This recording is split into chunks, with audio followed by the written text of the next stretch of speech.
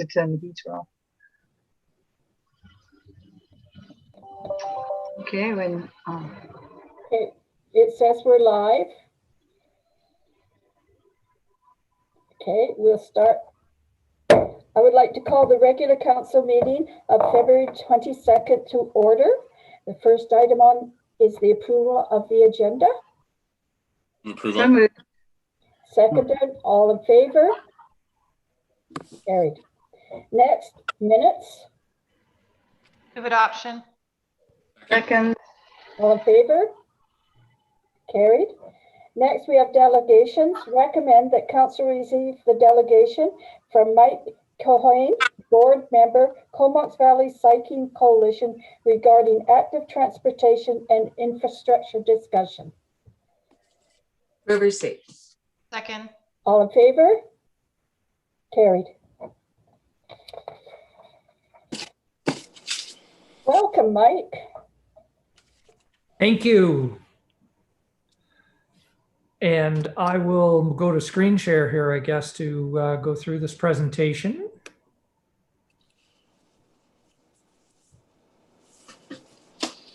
I understand we have 15 minutes, so we'll do our best. I don't think we should have any issues getting under that time. And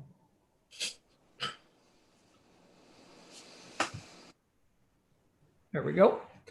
Good afternoon, evening, I guess, and thank you for having us here. My name is Mike Cohen. Lawrence Vea is also with us today. He's the president and the secretary of the Comox Valley Cycling Coalition. Pleased that we're able to have an active transportation discussion with your council today. First off, I guess we'll tell you a little bit about who we are in case you don't know. We've been supporting active transportation in the Valley for about 12 years. Primarily through education programs and also advocating for safe active transportation infrastructure. On the education front, we organize a number of bike rodeos each year for grade 4 and 5 students at all the schools in the Valley to help them learn safe biking practices in a hands-on environment. We provide the volunteers, the bikes, et cetera, and set up the course. In addition, we also conduct adult learn to ride courses. Unfortunately, both these educational efforts have been curtailed in the past year due to the COVID-19 pandemic. But that has allowed us to work more on advocacy, and we work regularly with the various municipalities to advocate for improved infrastructure. Last fall, we were actually approached by MODI, the Ministry of Transport, who manage obviously the rural roads and the highways in the area, to help them prioritize the many needs for cycling infrastructure that they had seen in the Valley. We've also been meeting since that point in time with the various municipalities to share ideas on active transportation, including Courtenay, Comox, CVRD, and today we're very appreciative to be meeting with Cumberland. At present, we're also part of the Comox Valley Regional District Active Transportation Network Plan that is being worked on to identify gaps between communities and other important destinations in the Valley, such as commercial areas, downtown, schools, parks, health services, etc. This is a report that's due out in April and seeks to prioritize areas that most urgently need infrastructure in the Comox Valley. So it'll be interesting to see where that comes. Why is active transportation important? Well, it's a very general loaded question, but outdoor activities are a big part of why people want to live in the Comox Valley. And Cumberland is an incredible example of a community that loves the outdoors, not just cycling, but just getting out and being active. The number of people biking in our communities is seeing huge yearly increases that have been made even more dramatic by the onset of COVID, the distancing required by that, and also the adoption of e-bikes and the availability of e-bikes. We're with you here today to share ideas, not just to relate what we're hearing from Cumberland cyclists and other Comox Valley cyclists, but also to look for any direction on what you see as your priorities and challenges. Just to summarize the input from cyclists that in Cumberland that we have as members or provided us with input otherwise, wanted two basic categories: a desire for safer ways to get around within town and safe connections to other communities, especially into Courtenay was a common theme as well. So infrastructure has quite a large target audience. In any community, there are groups at both ends. As you can see here, I've shown a red end and a green end of the spectrum. And those ends reflect the people that we either not cycle, regardless of what they have for infrastructure, or who will always, cycle. It's their first choice to do so. And those bookends relate to about 10 or 20% on each side of the general population. But in the middle, we have the biggest portion. It's usually 60 to 70% in most communities of people who would like to ride a bike to get places, but it depends on how safe they feel doing so. And the number of people who then cycle in a community directly relates to the safe infrastructure that's available to them. And what defines safe cycling infrastructure? Where cars and bikes come together, the comfort level of a cyclist can be affected by many things, some of them controllable factors, including what we set for speeds, the lane and shoulder widths, as well as signage and visibility of the cyclist or anybody using the active transportation, be they a walker, a stroller, mobility scooter, etc. So providing a consistent and comfortable space for active transportation, along with the calming of the vehicular traffic if it's necessary, has been proven to increase the number of people choosing active transportation as their mode of transport. Just a quick look at some infrastructure examples. On the left side, we have a share, the share the road arrow, and we have a shoulder bike lane on the shoulder. In the middle, we have a beautiful multi-use path, and we have a bike lane on a street, that roadway that's buffered by paint markings. And on the right-hand side, we have a separated cycle track and a multi-user pathway that is for both cyclists, pedestrians, and all modes of active transportation. As you move from left to right, you obviously get into what would be considered more comfortable or safer modes of active transportation. However, the challenge is as you move left to right, you're spending more money to get there. And that is always the challenge. So as an overview, what we heard from residents through our website and by emails is that they would like to see 2 in-town routes upgraded, the Cumberland Road and 4th Street section, as well as part of Dunsmuir on the east side, and additional routes to Courtenay and or Royston were the other ideas. So these are intended by no means to show the full extent of what would be, what we or you think is required for Courtenay. And it may not even reflect the direst of needs. These are just reflecting some ideas that were provided to us by Cycling Coalition members and other residents in Cumberland. We were also ecstatic to hear that the Cumberland Community Schools were successful in obtaining, I think it was a $400,000 grant to improve active transportation to and from school. It's a huge start, because if you start them young and teach them how to safely ride a bike, in traffic even, that's a lifelong skill. So the first idea that we're going to look at was on Cumberland Road. Now, you're probably all more well aware of this than we are, but basically as you come up the bike lane on Cumberland Road, if you're coming from the inland highway, the bike lane ends shortly after Bevan, and certainly needs to be extended into the town center, likely along 4th Street, we're assuming, to Dunsmuir. This is the main route in and out of Cumberland, and is fairly busy at times. So upgrades could involve, there's about 750 meters of distance of bike lanes on both sides of the road. The shoulders right now are inconsistent, and parking along 4th Street is a hazard. When bikes are weaving in and out of parked cars, that's almost more dangerous than if they have to share the road with the car. And maybe some share the road arrows or things like that to indicate the presence of cyclists to help in the interim. And obviously any regular pothole fixing and sweeping maintenance helps keep things in a reasonable state of affairs. The next idea is at Dunsmuir Avenue, and again, very nice bike lane through the downtown area, ends at 7th Street, heading east.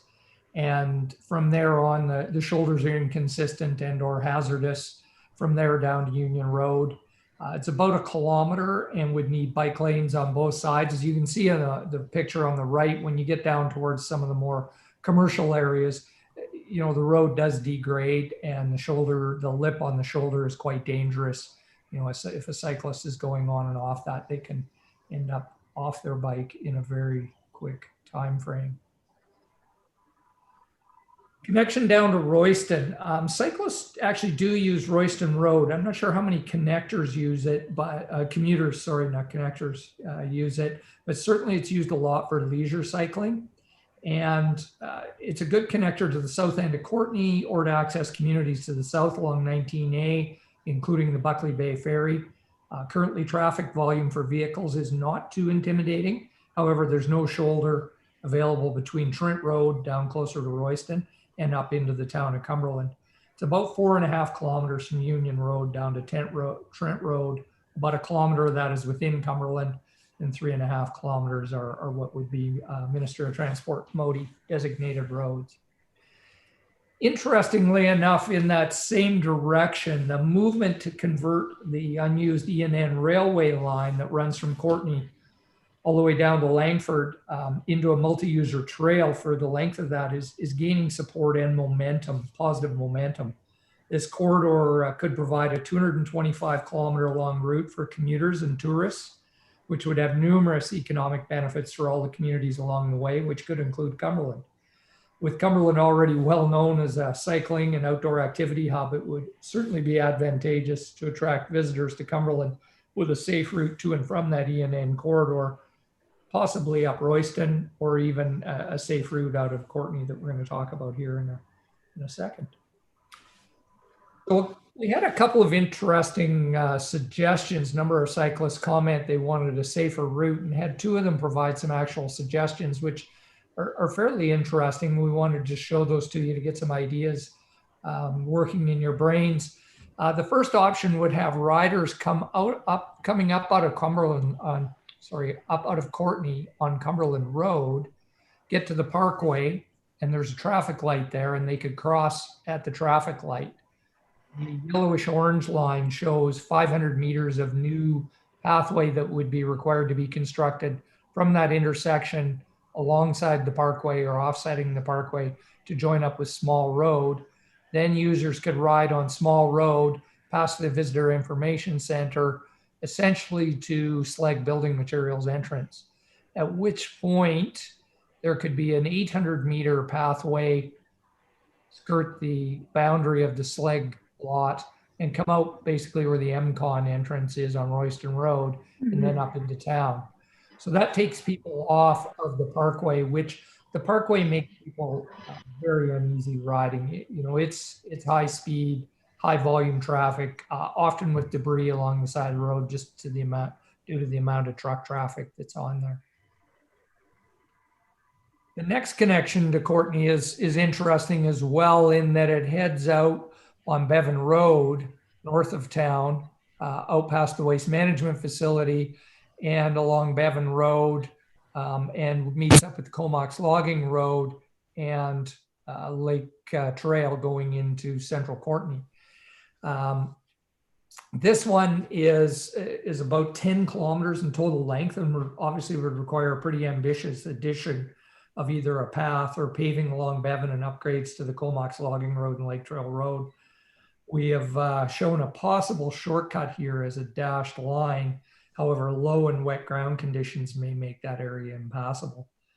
It does have the added benefit in this type of a route of also connecting Cumberland users over to the hydro dam, as well as Comox Lake Bluffs, Puntledge, and Bevan Trail systems, which I think would be a big boon. As you can see, you know, the gravel road heading past the waste management facility and some of the road conditions over here on Lake Trail and Comox Logging Road are not ideal currently for cyclists, so those would have to be upgraded. You know, in summary, it's been wonderful to see an increased interest in active transportation over the past few years, and we anticipate that emphasis that government funding towards suitable infrastructure to support green and healthy lifestyle goals will continue into the future. And in order to take advantage of currently available and future grants, what we are encouraging communities to do is to get their priorities set out and bring as many projects to what they call the shovel-ready stage as possible. Shovel-ready is a term I'm sure that's overutilized, but it is something that they're looking for. There are grants available to help to get to the shovel-ready stage with the work that's required as far as design and engineering and planning. We'd be happy to discuss how we might be able to help either with grant applications or guide you towards others who have used those grants and help with the ins and outs of that.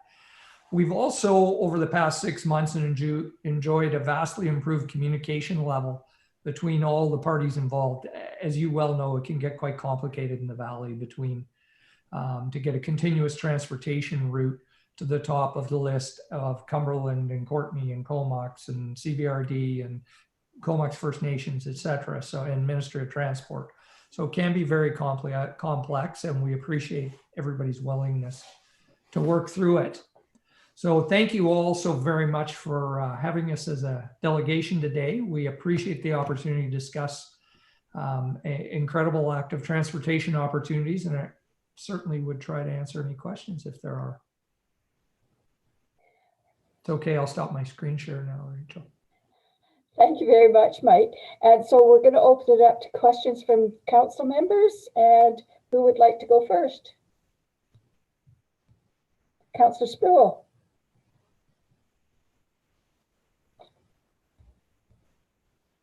Your mic's not on. Yeah. Thanks for the presentation. Yeah, you covered just about all the main routes in and out of Cumberland. As you see, Cumberland appears to be something of a hub. So there's trails going in every direction. I'm wondering, do you know about the Wellington Colliery Railway and how it goes from Cumberland down to Royston, paralleling the Royston-Cumberland Road? And the regional district has done some preliminary work. People are using it to cycle up. And then it also goes north of Cumberland from the Royston Road all the way to Bevan. But there are some things in the way. But when I see your presentation, I see all these other things that we have here that can link together.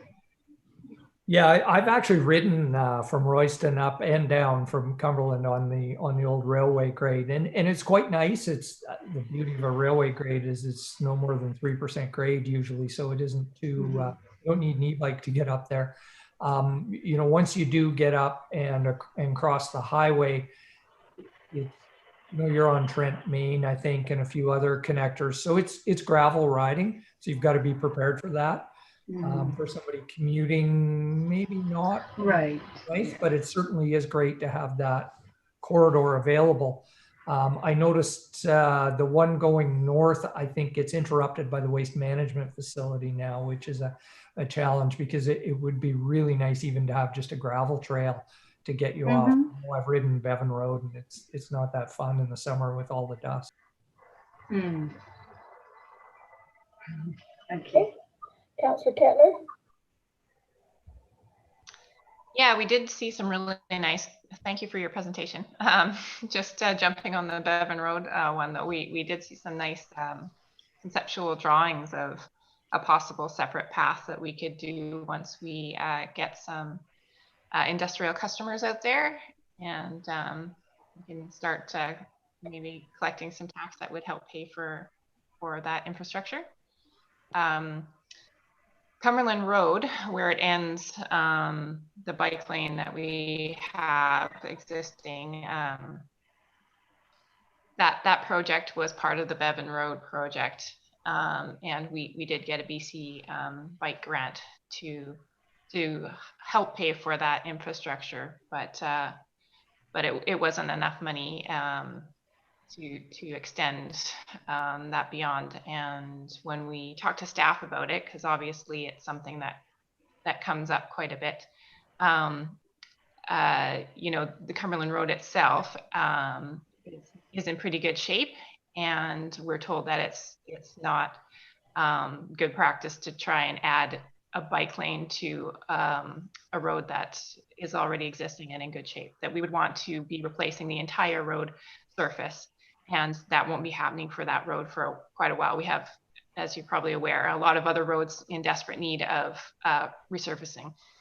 So that road, unfortunately, is quite far down the list. And so we were told it's not really feasible to just add a bike lane portion to the existing road for Cumberland Road. So that's kind of where we're at with that.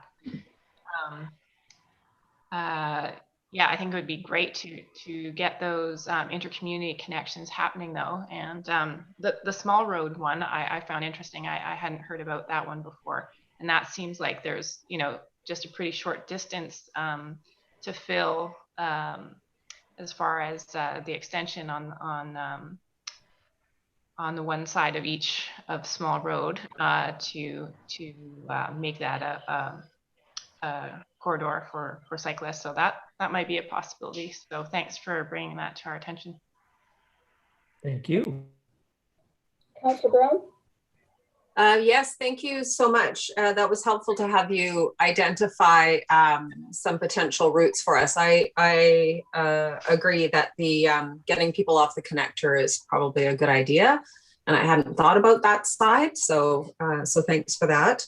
And like Councillor Kettler mentioned, we are looking at a route out Bevan Road, which would be great because it would be a recreation destination as well as commuter traffic.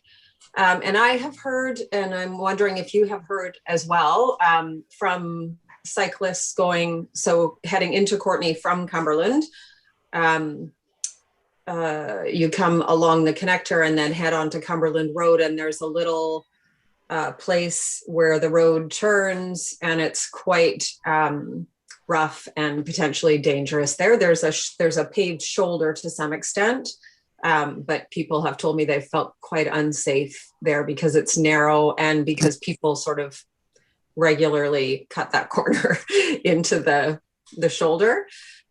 So just wondering if you've heard that. And at the same time, I'm asking that question, what sort of membership do you have in Cumberland? So how much of that feedback would have come from Cumberland residents?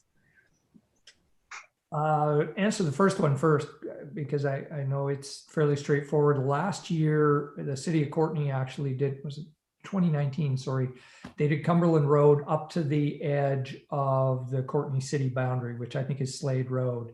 There's about 1.5 kilometers from there up to the connector to the Parkway traffic light that would require some upgrades. And some of it's in not bad shape, but again, it's that inconsistency that we talked about where you think especially when you're going downhill, you can get some pretty good speed going, and then all of a sudden the road starts to fall apart on you. It's a little disconcerting. So yes, definitely that would need to be upgraded as well. That is a Modi road from the intersection down. I think the majority of everything in the small road connector lies within Cumberland boundary. I'm not 100% sure of that, but a large portion of it does.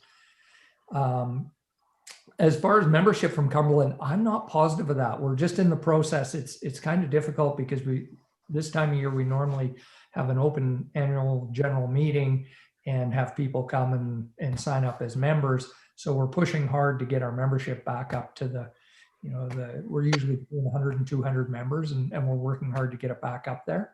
I honestly don't know exactly how many are in Cumberland. We do have about 400 people on our newsletter and information list who just want to be informed of what's going on. And we do take emails from them and the general public, and we have a Facebook page and Instagram and all those things. So we do get input. It's not a restrictive membership at all. So anybody who wants to provide us input, we're happy to have it. And we did get 2 or 3 very interested people out of Cumberland providing us with their thoughts on both of these ways into Courtenay. Yeah, I know there's a lot of people commuting down the connector and onto Cumberland Road. So yeah. Anyway, thank you. Councillor Sullivan? Thank you. Thanks for your presentation. Yeah, the small road option, I've never really even thought about that. And that is definitely something I think we should be looking at more. Getting people off the connector definitely seems like a safer option.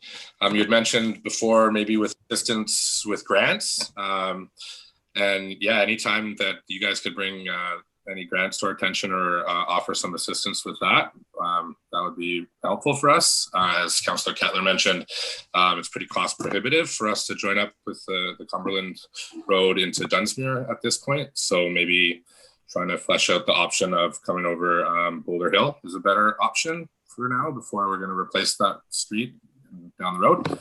But yeah, hopefully we'll be looking forward to making these connections coming up.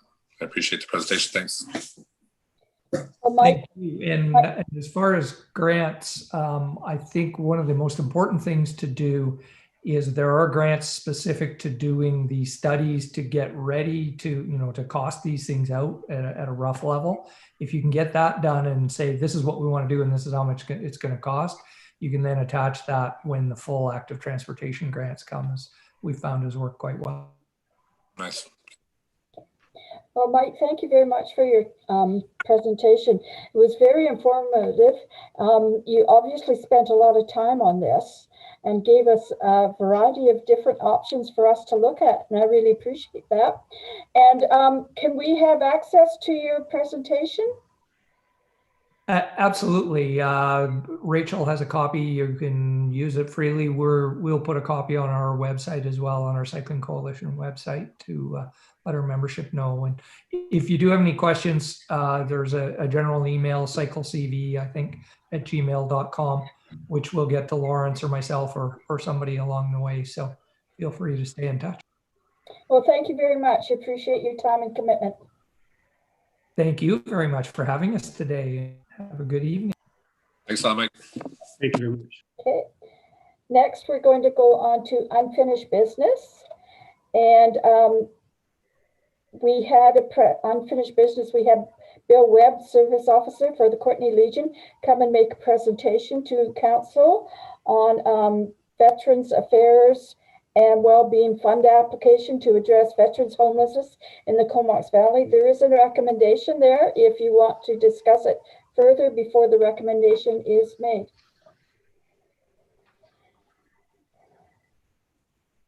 Councillor Kettler?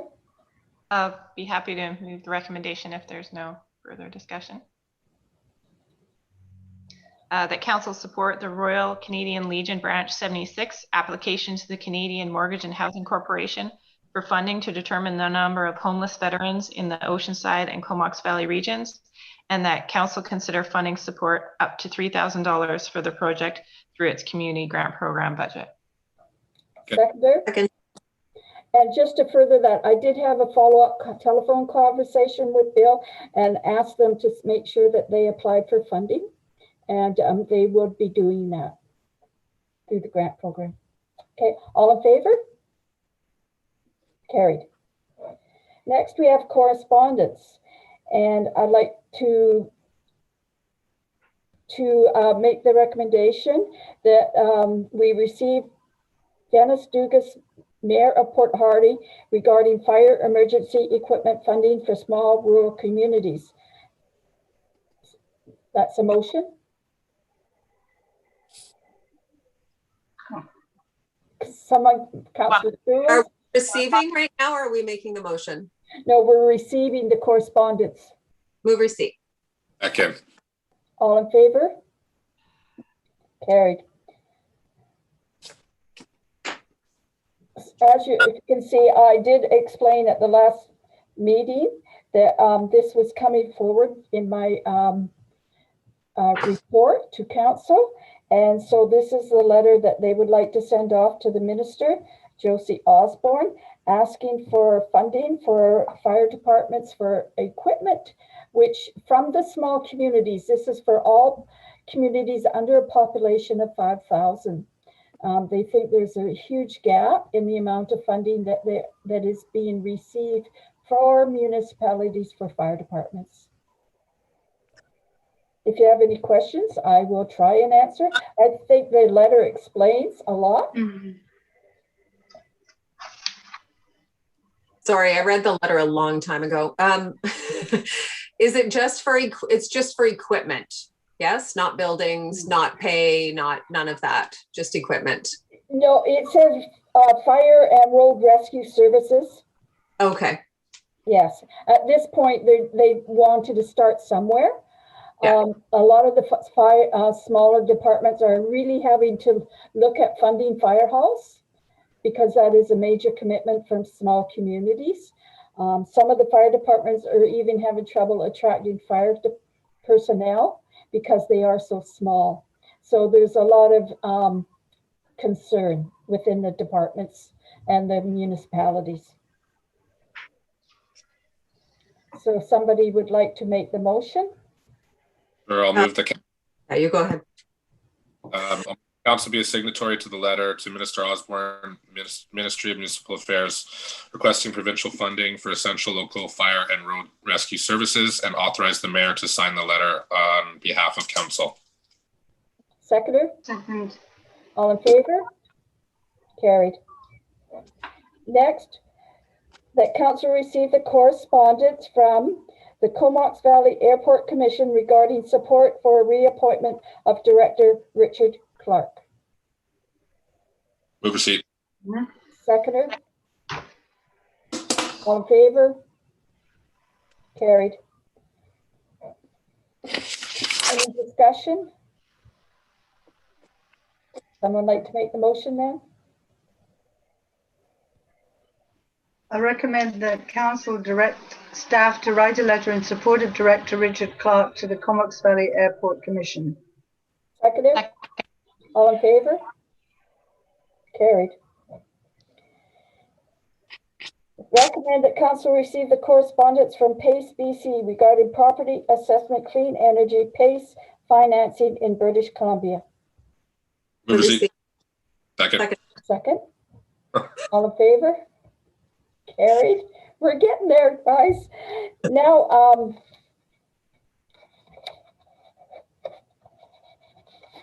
You want me to speak a little bit?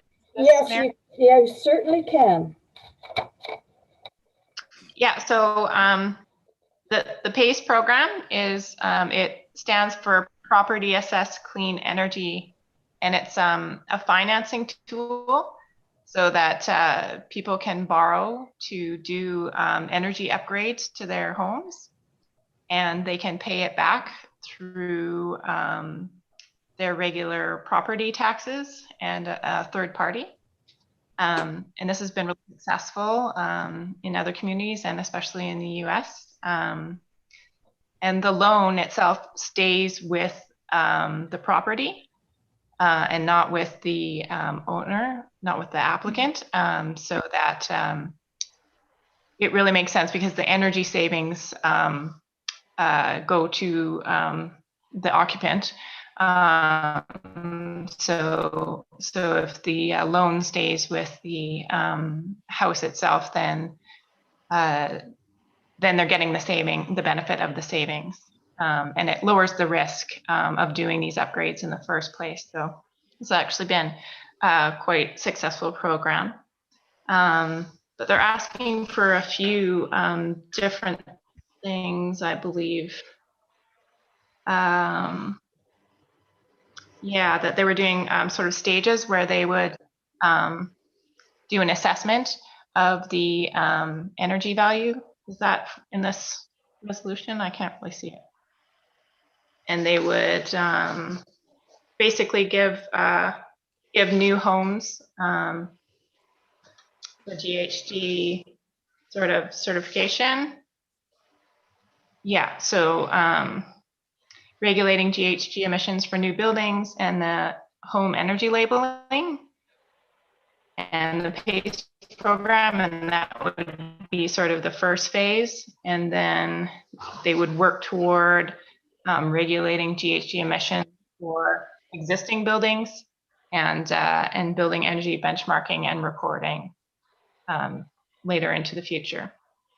But the first phase would be the PACE and regulating GHG emissions for new buildings and the energy labeling on the buildings.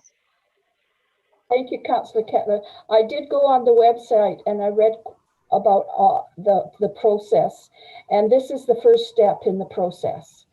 The next step would be to convince the provincial government to approve this process.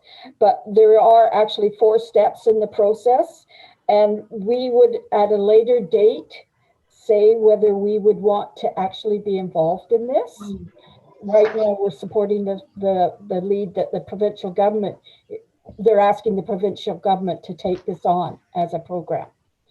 So, and that's part of what is in this letter, is what I'm understanding. Yeah, I think we jumped ahead to the second item, which was the Climate Caucus, the Help Cities Lead campaign. Mm-hmm. Both of them involve the PACE thing. The item 5.3 was just introducing the PACE program. Yeah, because there is more work to be done once government gives us that direction. Yes, thank you very much. Anything further, Councillor Kettler? Nope, that's great. Thanks. Okay, Councillor Brown? Thanks. I just wanted to mention that the request is just to write a letter to the list of ministers asking for third-party enabling legislation. Yeah. That's the step for this. And also wanted to point out that it's available for not just residential, but also commercial property owners. And so it's an investment in the property that stays with it, as Councillor Kettler mentioned, but it's building that asset base, which is awesome. And also wanted to mention that emissions from buildings are the third highest source of greenhouse gases. So this is definitely a place we want to start. And I think it also connects well with there's several initiatives or resolutions on the Green New Deal that deal with building greenhouse gases and buildings. So I think this is a great step that aligns with all those things. I think it's a very good first step. Councillor Sproul, did you want to comment? Oh no, it's almost too good to be true. It says this is a win-win situation, and I would certainly agree. I mean, this way there's assurances that the loan will be paid back. It means that people can upgrade their houses, a warm house, and not be left with a huge debt for the rest of your life. So no, I'm fascinated. It's the first I've heard of it, and I support it. Councillor Sullivan? Yeah, I agree. It all sounds fantastic. Yeah, and just the loan staying with the house, really, that seems like a futuristic concept. That is great. It's about time society is trying to come up with solutions for these kind of things, especially the cost prohibition of making our buildings green. Especially us in Cumberland know how old our buildings are and the cost that it's going to take to let alone replace them or replace them with green energy. So it's a good first step. And I think it's really good that it's not going to be driven by the municipality, that it would be another organization that would take it on. There are things that we do have to do as a municipality, but we won't be overseeing the program. And I think that's an extra bonus. Councillor Kettler? Yeah, I just forgot to mention about, how much job creation would come from it, and how it's looked at as being a method for just transition, right? So you could retrain a lot of energy workers now to do this work. So there's real opportunity in it as well. Yes. So if someone would like to make a motion, Councillor Brown? So I'll move that we write a letter of support to Ministers Osborne, Heyman, Ralston, and Eby in support of PACE, and ask for the province-wide third-party enabling legislation. Seconder? Second. All in favor? Carried. Next, that council receive the correspondence from the Climate Caucus regarding the Help Cities Lead campaign. Once again, Councillor Kettler? Move receipt. Second. All in favor? Carried. I gave you a heads up there that you're going to be asked. Yeah, sorry. This is what I had jumped ahead on with the regulating of the GHG emissions and the labeling. So this is what the Climate Caucus is asking us to endorse, and also to send letters of support to the ministers. So the PACE program, home energy labeling, and regulating of GHGs. Mhm. Councillor Brown? I just noted in the, I don't know whether it's in the package or on the website, but that 3 of the 5 regulatory measures that are listed in the Help Cities Lead program are actually included in the minister's responsibles mandate letters. So it seems like a good opportunity for us to encourage that movement, since the province is sort of going that direction anyway. So I'm happy to move the letter if we want, if we're ready. I think we're all ready. So that we write a letter of support to the Minister of Environment and Climate Change, Energy, Mines and Low Carbon, Minister of Municipal Affairs and Attorney General, Minister for Housing and Finance, endorsing the Help Cities Lead campaign. Okay. Second. Second, all in favor? Carried.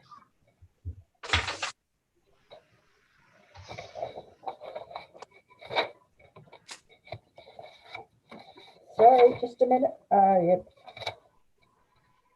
I'm looking for 5.5.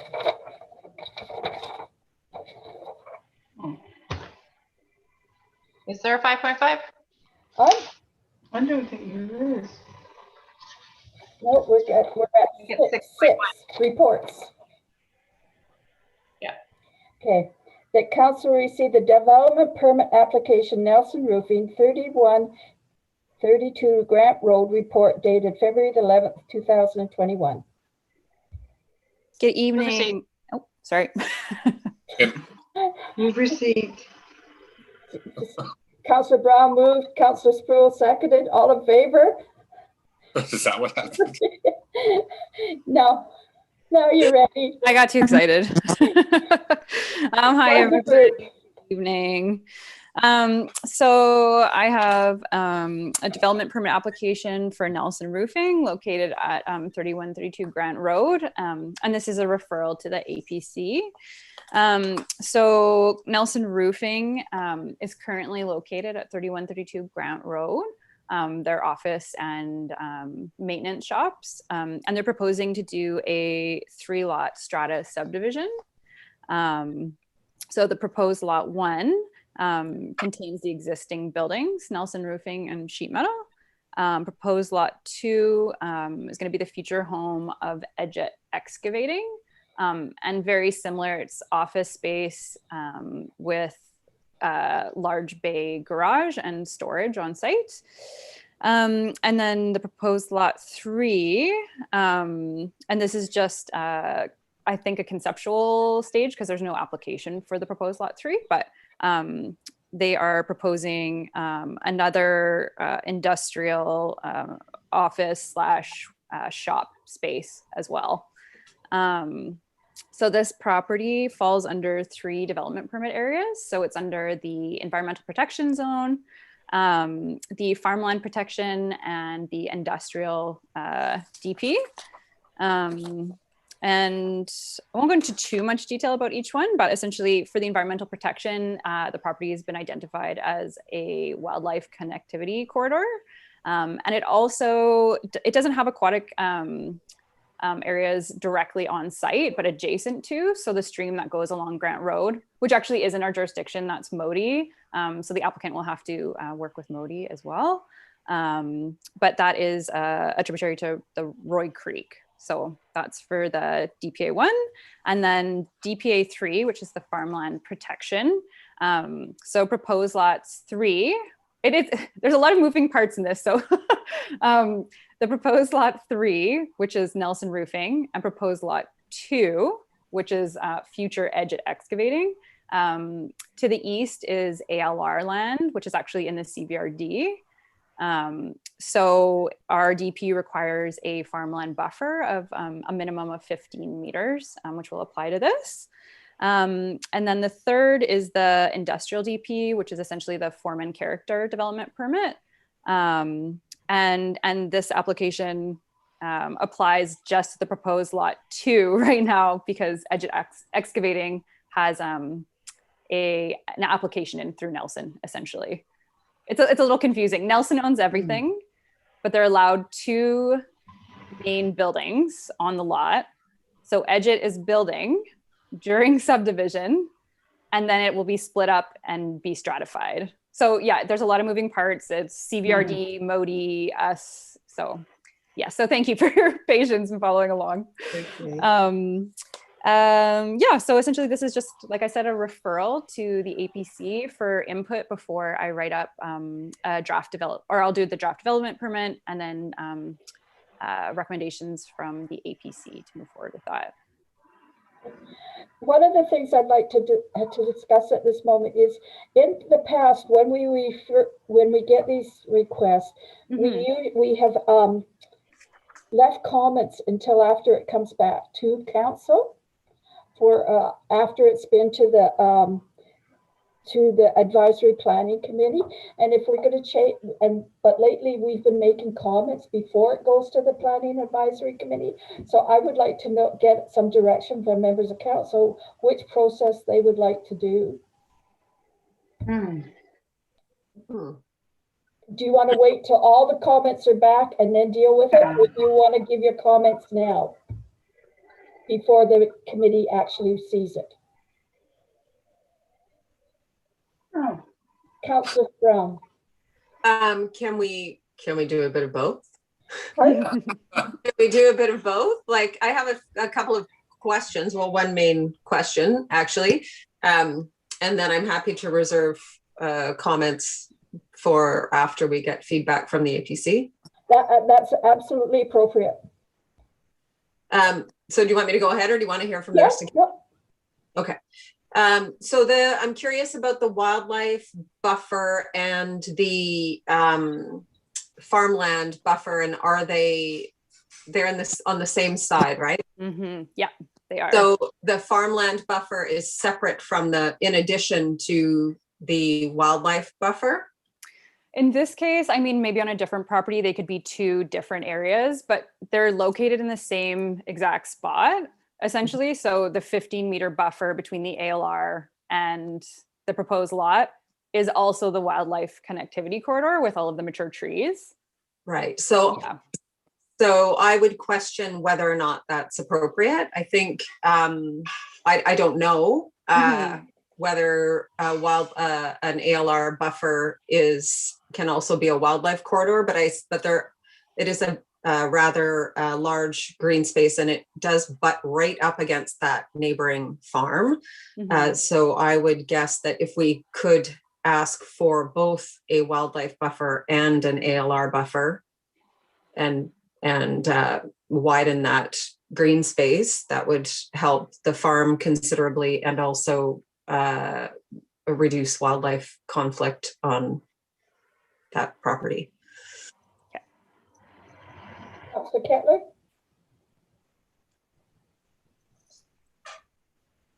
To your question, I think it depends on the application. I think not everyone necessarily we might want to send to APC, so then we would maybe have a discussion about that and whether we wanted APC. I had a similar question to Councillor Brown, so I don't need to ask anything further for tonight. Okay, Councillor Sutherland? Yeah, as to the question, I don't really have a specific answer. I think for some of them it stands to reason it's best to comment first, and then sometimes I like to comment after hearing what the APC has to say and the different committees say personally, but sometimes it's a hot topic that we feel like we got to start talking about. But yeah, I'm happy to pass this to the APC. Councillor Spruill? Yeah, I would rather get some more information and then and send it to the APC, and then we'll revisit with our own comments.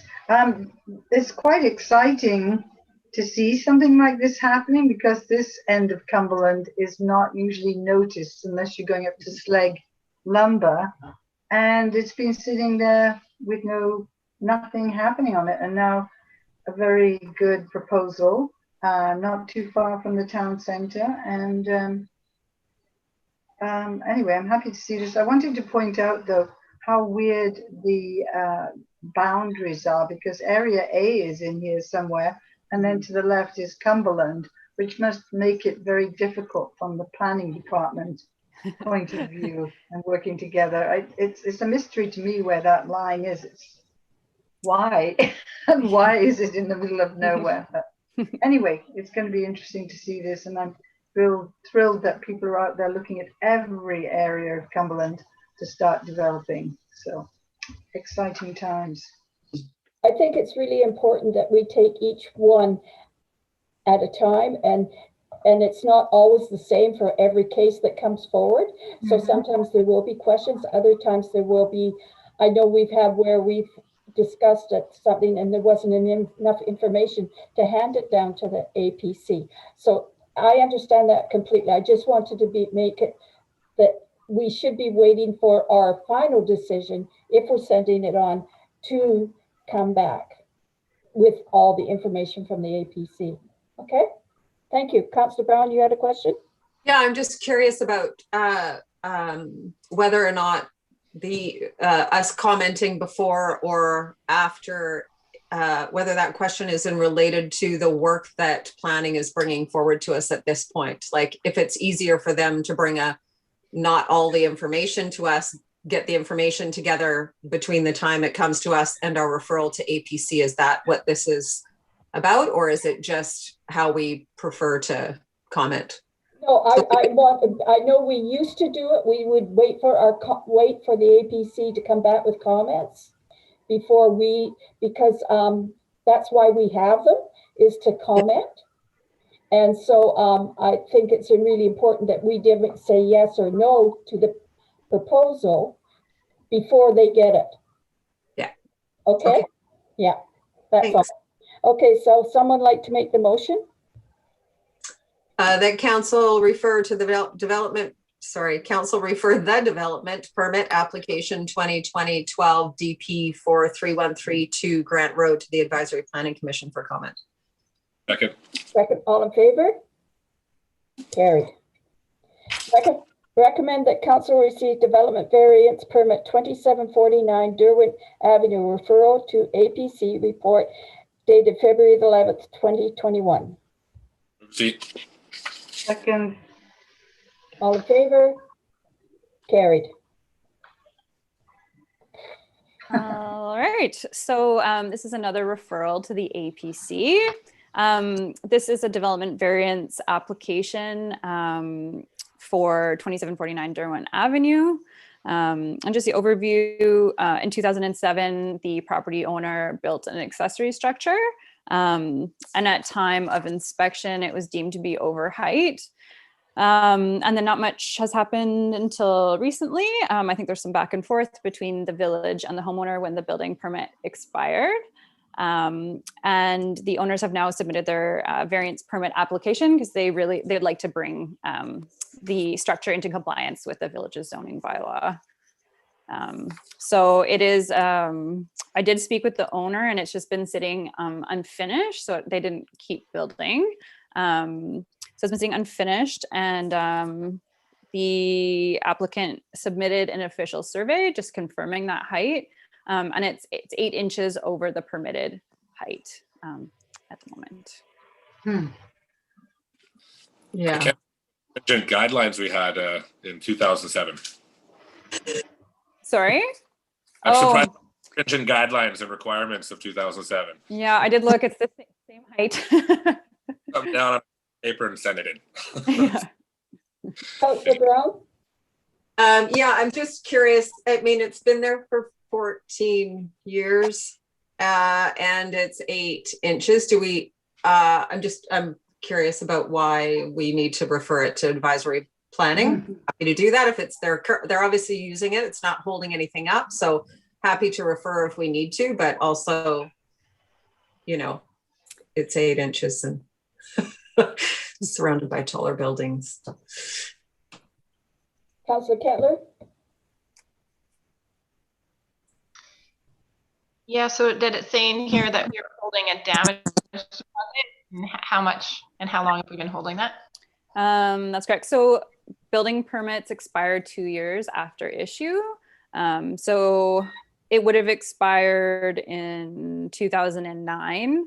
But in the planning office, they haven't, like, it's in the past been difficult to, we don't monitor every single person's expiry dates, obviously. So until sometimes somebody inquires again, it's not really known that it's sitting there. And I'm not sure, this is before my time, but I'm not sure when the council decision came in to refund all of the damage deposits automatically after 2 years. So I'm not sure if I'm not sure what the process was before. So this might have been pre-automatic refund. I'm not sure if the applicant was supposed to apply again for that or not before, but so I think in 2018, I believe they started going through all the old files and trying to clean up all of those damage deposits. So this is probably when that came up, I would guess. But again, before my time, so.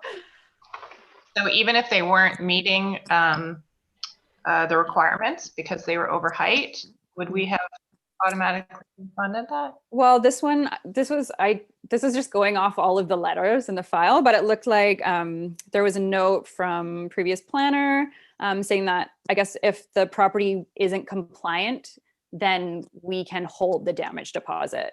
So then this would have brought the overheight issue to the surface.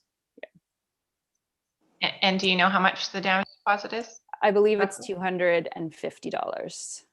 And then the applicant has to do a special inspection, which is basically an infrastructure damage inspection to make sure if they did any work, they didn't wreck the sidewalks or, telephone pole or anything like that. And then they get $150 back. Councillor Sproul, did you have a question? Not really. 8 inches doesn't seem like very much. I'm not sure.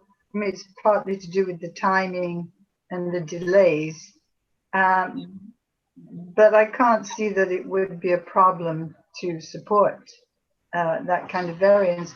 And I'm not really clear whether it's why we would send it to the advisory planning committee, because it seems very clear and straightforward. No, that's good feedback. I mean, I think all variances from when I've started have gone through I mean, I'm not sure, maybe neighbors have complained that there's no enforcement in the file, but I think it gives the opportunity for feedback potentially. Yeah, that was my other question. Have we had any complaints from anyone? Like, is this building a problem to anyone? Nothing that I could see in the file, but again, it's started in 2007. And so I just tried to go through all the paperwork, but I didn't see any enforcement issues. So yeah. So what is your pleasure, council?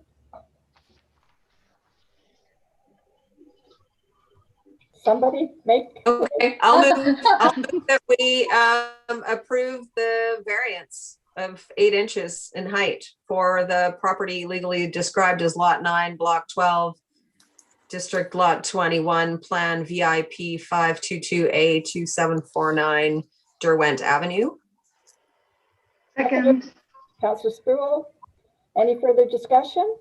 All in favor? Carried. Great, thank you very much. Thank you. Thank you.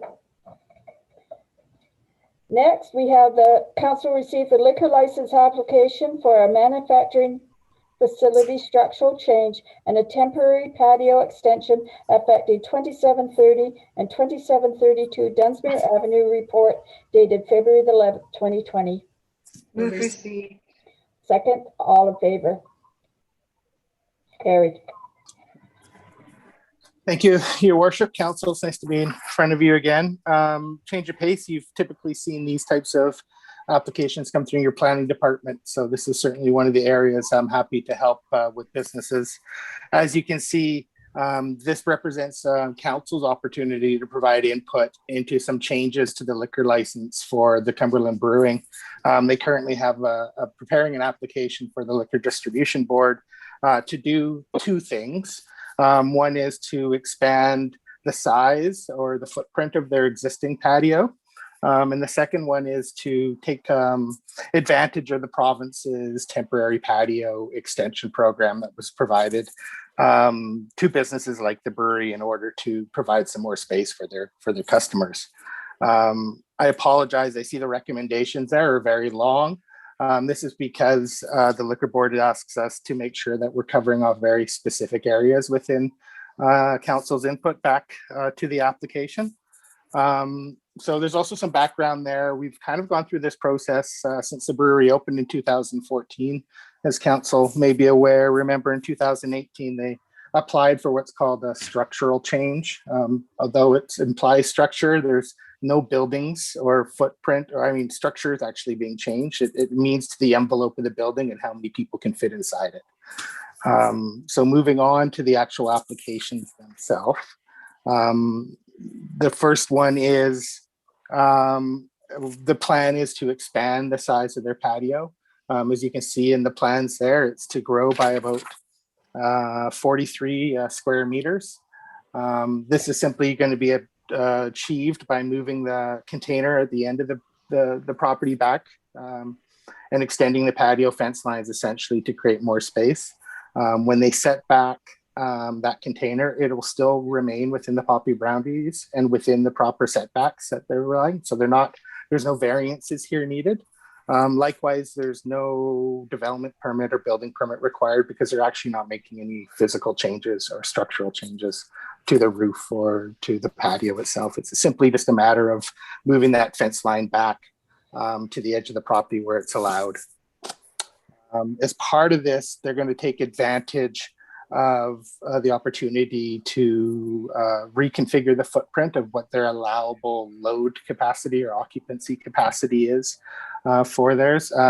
You're familiar with this process. When they came forward in 2018, they did a fairly significant load increase. At that time, I believe it went from 65 to 94 or 49. It was a significant increase. This time around, the increase overall with the new footprint increase is 16 persons. We're going from 94 to 110. And so as you can see, as part of the recommendation back to the liquor board, we talk about previous engagement, respecting the size of this increase and the extent of the consultation that was completed in 2018. I've put forward sort of the feedback there and acknowledging that a lot of the things, all the things that council asked for in that increase have been adhered to by the business. Things around their closing hours, special closing hours on Sundays. These have all been adhered to. I think to date, they even close at 8:00 p.m. There is no plans to change, as in Darren's own words, there's no plans to change their operating hours or the way that they do business. The overall goal here is simply to create more space to make the same amount of customers as comfortable as they can be. And this goes hand in hand with the second application, which is to take advantage of this temporary patio extension. And the goal here is on the adjacent property to their patio, which is currently used for parking for staff and residents, to occupy some of that space with a temporary tent. Under the program put on by the liquor board for the government, businesses are allowed to do this. It does not increase the number of people they're allowed to serve. It allows them more space to distribute the same amount of customers. And likewise, this tent is temporary. The program only runs until the end of October this year.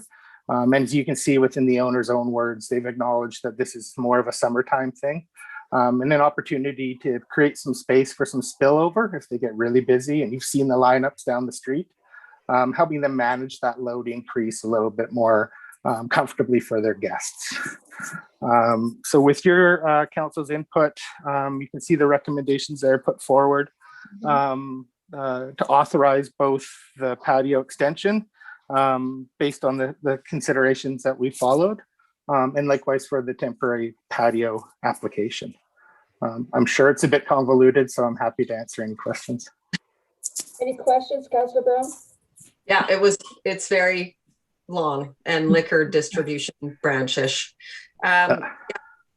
Super happy to support the hospitality industry in Cumberland in any way we can. They're taking a massive hit, obviously, with only being able to have like half capacity or whatever it is.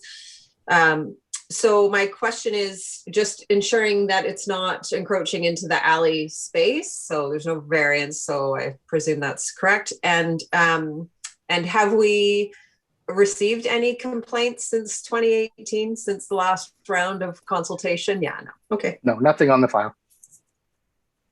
Councillor Kettler? Yeah, that's what I was going to ask too, is that in 2018, we did have a bunch of letters regarding concern of noise. And I just wanted to see how the neighbors were feeling about that now, but it doesn't seem like much.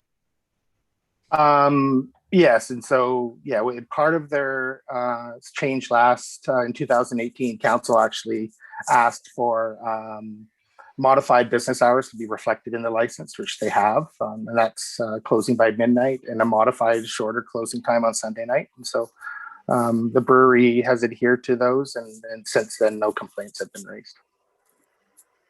Councillor Sullivan? Yeah, sorry, those letters in the report, those were from 2018?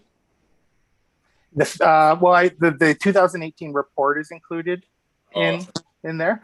And so there has been some engagement with the community in and around the business, as you noted, undertaken by Cumberland Brewing. We haven't undertaken a whole complete to the extent that was completed in 2018, because you're looking at a doubling the size of the brewery load capacity. This is less than, this is a 16% increase on their load capacity, and I'm mindful that we had just gone out and done this type of questioning with just shortly 2 years before. So, Councillor Spruill? No, everything seems pretty straightforward. It does seem a big increase overall from the beginning when they started, but as you point out, as somebody pointed out, COVID, we have to have more, less capacity. So if the letters fine, I've no problem with writing that we're approving this for the liquor control board to do. Councillor Brown, I'm not ignoring you. It's just that everybody else gets a turn before I come back to you. But you got my attention. Councillor Brown. Sorry, I forgot to ask. Well, I don't want to say that, but should the situation continue with social distancing in place, would they have to come back and apply again if the province extends the temporary area, then would they have to come back to council again in October, or can we just say this is good until the LCLB says it's not good? Or yeah, that's a tough question, and good question, Councillor Brown, because I'd have to take that away and ask the liquor board. You know, it's their decision on how they receive that input. You know, this is always a bit of a difficult process. We don't get the right to approve or disapprove. We provide input and they make their decision. One way to do it, like you mentioned, is to include that date potentially in the recommendation. And then if the business decides that they want to extend it beyond then, and then we can come back and touch base. Councillor Kettler? But this would be a tent-like structure, right? So that's why October, they're figuring it wouldn't be able to handle winter weather. Is that? Yeah, and my expectation, same thing in sitting outside. And when these things are permanently outside, we're talking heaters, they become a bit more permanent. And as the owner, Darren Adams noted within his words in the application, they only see this as a benefit during the summer, really, is their goal. And having an outside tent like that may not necessarily help them in the colder months. It would require more, to be comfortable, I imagine it would require more investment. Okay. Well, I certainly don't have any problems with it. I know it's very difficult times for businesses right now, and anything we can do to help any of them, I think that's very important. So someone like to make the motion, and it is quite lengthy. So you want to read? I was going to say I will make the motion, but I'm going to just read the intro. Can I do that? Okay. I would recommend, if I can, I'm sorry, through the chair, the highlighted portions on A, B, and C. We don't necessarily need the detail under them. The liquor board can branch through the recommendation. This is based off a previous one that Joanne, the planner, previously provided. So I would say that you've based the information on previous engagement and commitments, the impact on community and local government, I don't know if you need to read all the detail in between. Yeah, I was going to suggest you do that. The highlighted portions on the second page, B and C. Okay. Okay, so the council recommend to the Liquor Control and Licensing Branch that in regards to the application manufacturing facility structural change at 2732 Dunsmuir Avenue for the Cumberland Brewing Company Limited, that the increased occupant load be authorized based on the information provided, the previous engagement and commitments, the impact on the community if the application is approved, the local government recommendations and the reasons on which they are based. So the village has considered the applicant's request, the building inspector has looked, the staff reports for the liquor license application for structured change has all gone forward. And that council recommend to the Liquor Control and Licensing Branch that the application for a temporary patio extension at 2732 Dunsmuir Avenue for the Cumberland Brewing Company Limited be authorized based on the information provided. Is that it? Second. That's it. All in favor? Carried.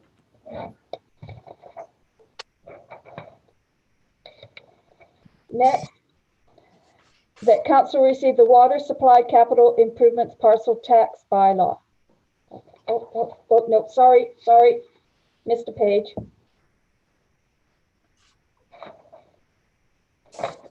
The Camp Road Statement of Significance and Zoning Bylaw Setbacks Report dated February the 12th, 2021 be received. Move receipt. All in favor? Carried.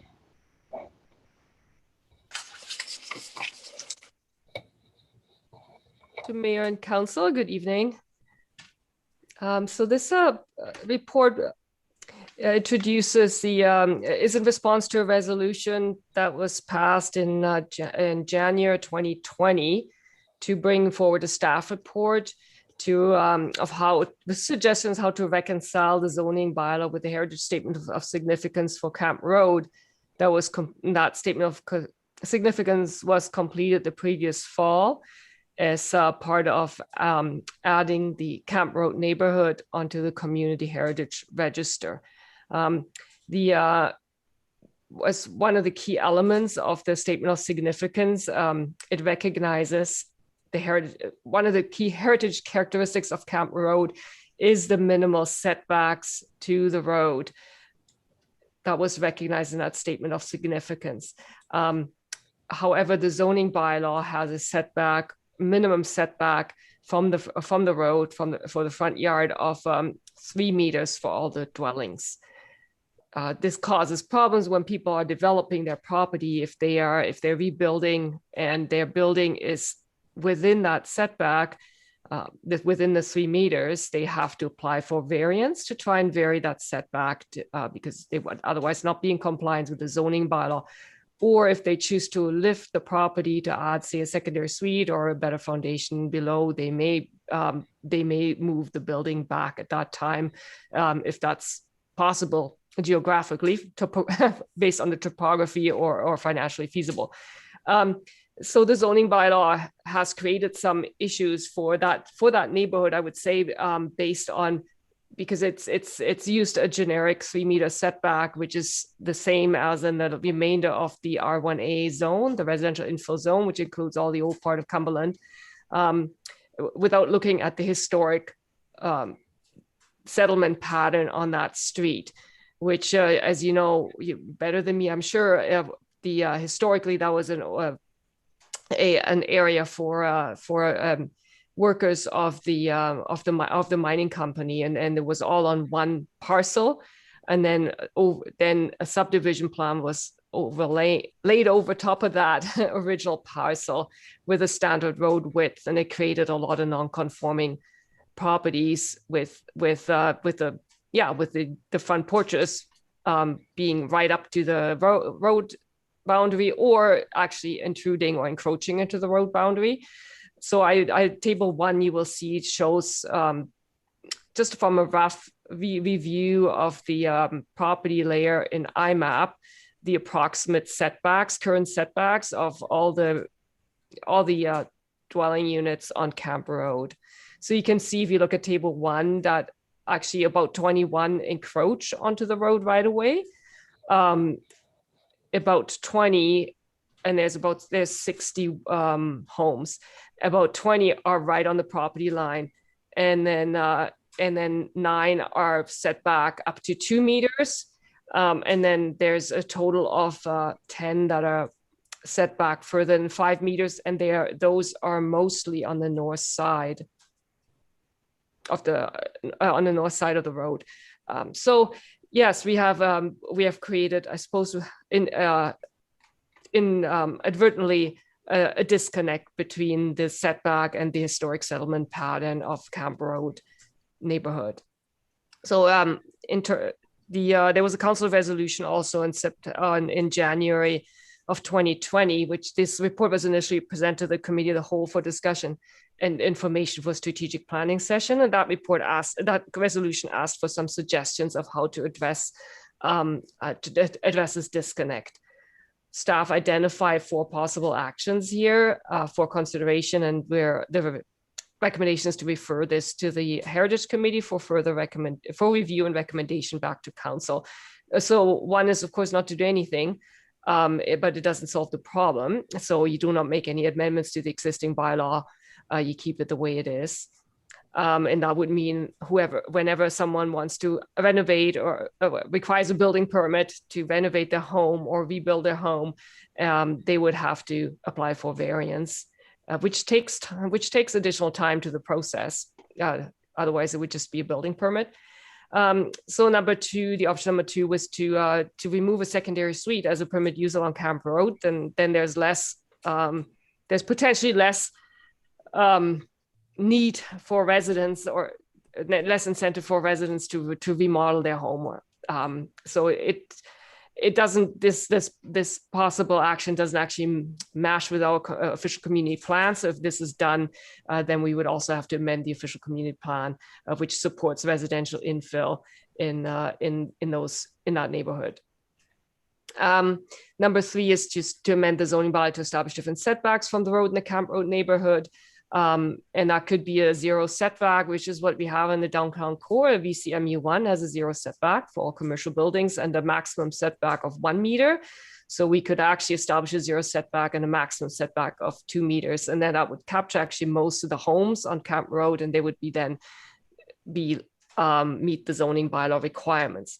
And then number 4 is to establish, this is a 1 step further and would probably be looked at as part of the official community plan update, to review whether there should be a heritage conservation area over the Camp Road neighborhood, to consider other elements that are considered typical and significant about this neighborhood. So it's more of a discussion as part of an official community plan review and perhaps a long-term strategy.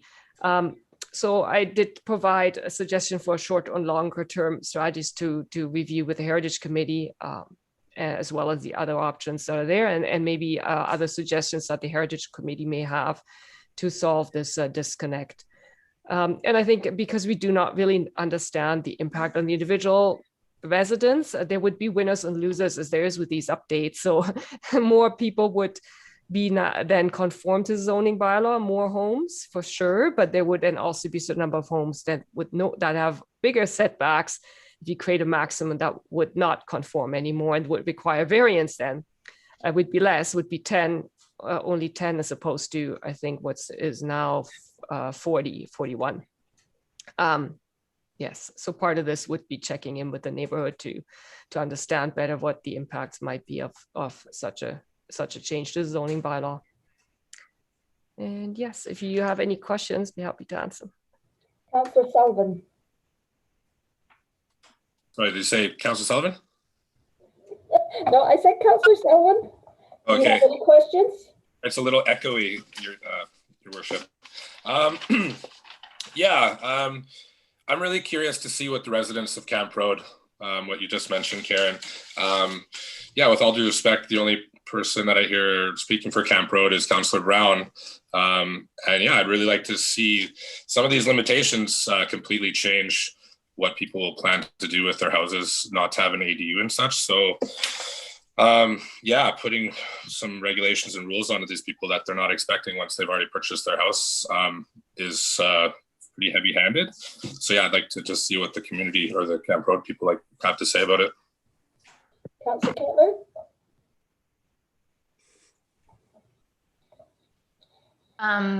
Yeah, I agree. I would like to hear more, not just from the people on Camp Road, but from the broader community, because I think it really, you're talking about amending the OCP. We still are in, a very poor state as far as housing availability.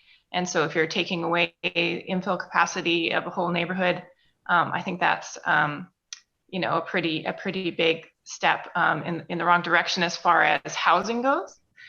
Being on the Affordable Housing Committee, that definitely concerns me. And I think it's more of a value judgment. You kind of have to weigh, heritage against housing in this particular neighborhood. And I think that, I'm not sure what the answer is, and we would need to hear from the broader public to be able to make that value judgment.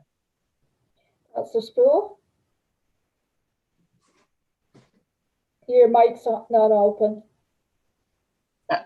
Yeah, I have had lots of time to think about this, because over the years I've asked Camp Road residents, would they like more rules about preserving the characteristics of the neighborhood and keeping the homes the same. And maybe this is just the old set of people that lived on Camp Road, but people said, well, we have enough rules already about things, and they had the appearance of wanting to be left alone.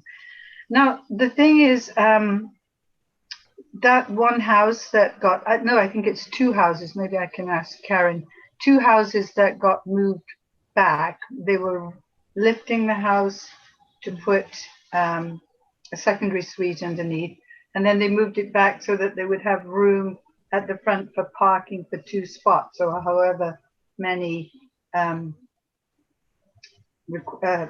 parking spaces were required. But I thought that was kind of a win-win situation. I mean, that's not quite what we're talking about, but it seems to me in that situation where the person moves the house back, gets the secondary suite in, and like Councillor Sullivan, I do not support of taking away those abilities that people had when they first bought the house. If the rest of Cumberland is getting secondary suites, I don't think we can deny it to that population. So let's see. Yeah, so I would support having that kind of arrangement where people can move their house back a short, I think it's not very much, but it enables them to have parking on the street. I have a whole lot of stuff to say, pages to say about parking. I've really given it some thought, but are we going to have any more meetings about that kind of thing? Because I think parking's where it's at, or not at where it's at.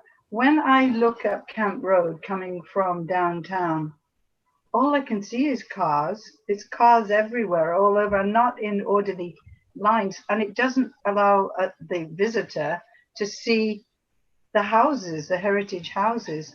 And also my concern is I often see the road so blocked up with cars that I worry that emergency vehicles can't get by, or the oil truck. There's some big trucks come down there. So I would like to see people park their vehicles on their own property. As I say, those people who are building their house, lifting, raising, moving the house back a bit, are able to do it. And then that's 2 less cars on, or 3, I don't know how many spaces. So anyway, that's what I'm in favor of. And I was going to suggest all the places people can put in parking spots. It's challenging on the lower side of the road because it's so steep, but people have found innovative ways to make it work. Anyway, I could say more and more, but I won't.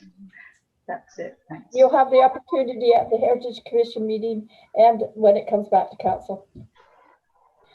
Councillor Brown. Yes, so many thoughts about Camp Road.